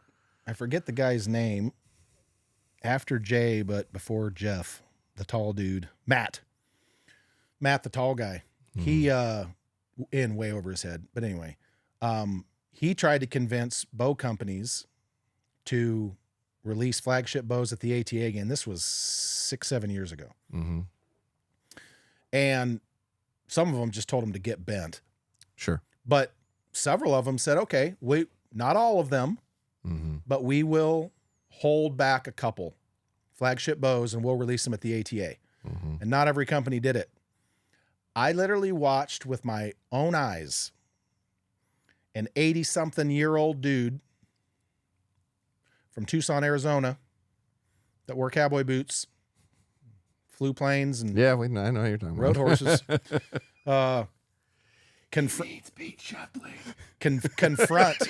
Confront. I'll put it this way. If said individual had been 40 years younger, Mm-hmm.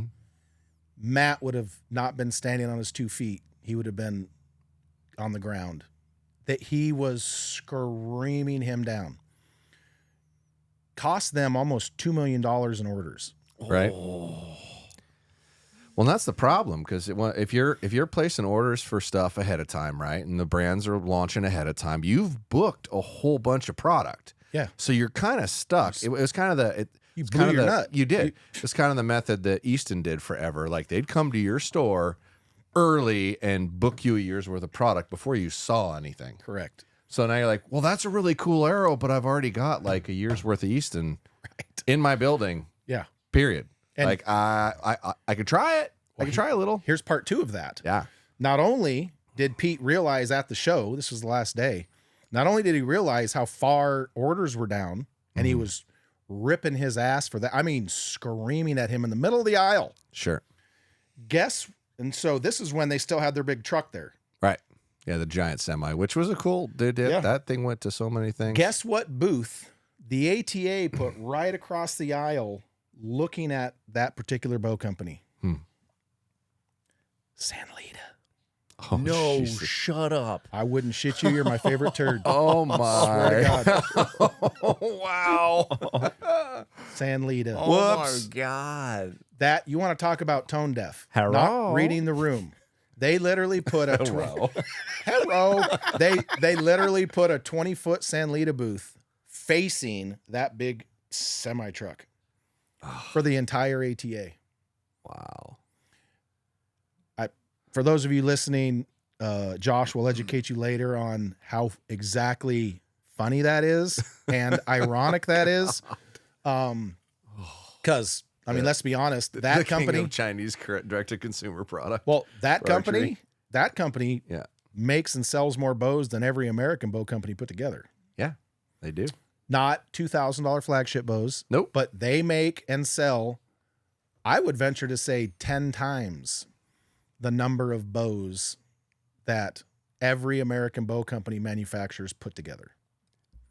Yeah, that's probably accurate.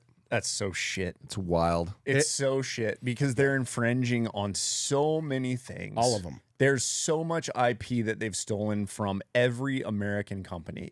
That is so fucked up. Yeah. And that was the irony of it. Like, you didn't put them way at the end away from everybody. No, you put him right up there in the right across the aisle. Oh, dude, I've seen him mad, but I swear, and you know, when he was young, he was feisty. Yeah, no. He would I have remember. he would have been swinging them things. Mm-hmm. It would have been wild. So, But that just goes to show you the decision-making process over time that has either devolved or just been like, we're just desperate and they offered us a little bit extra to put their booth here. well, So that's what happened when you put the booth revenue over the Yeah. industry's benefit. Right.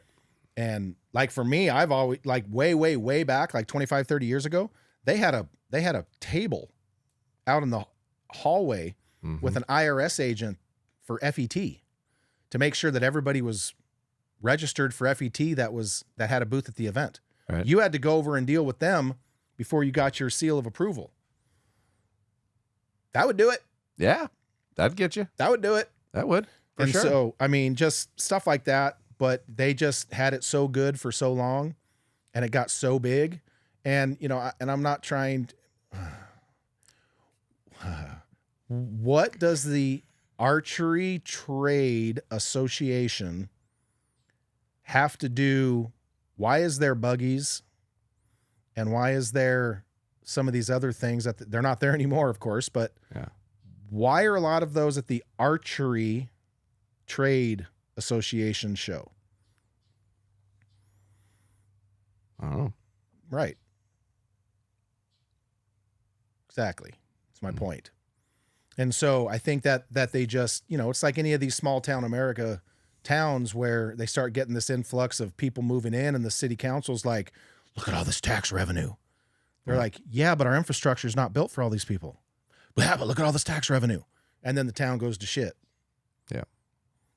So Bend, Oregon, where I grew up, Mm-hmm. same. Yeah. It's happening in Prescott Valley right now in Arizona, where I just moved from.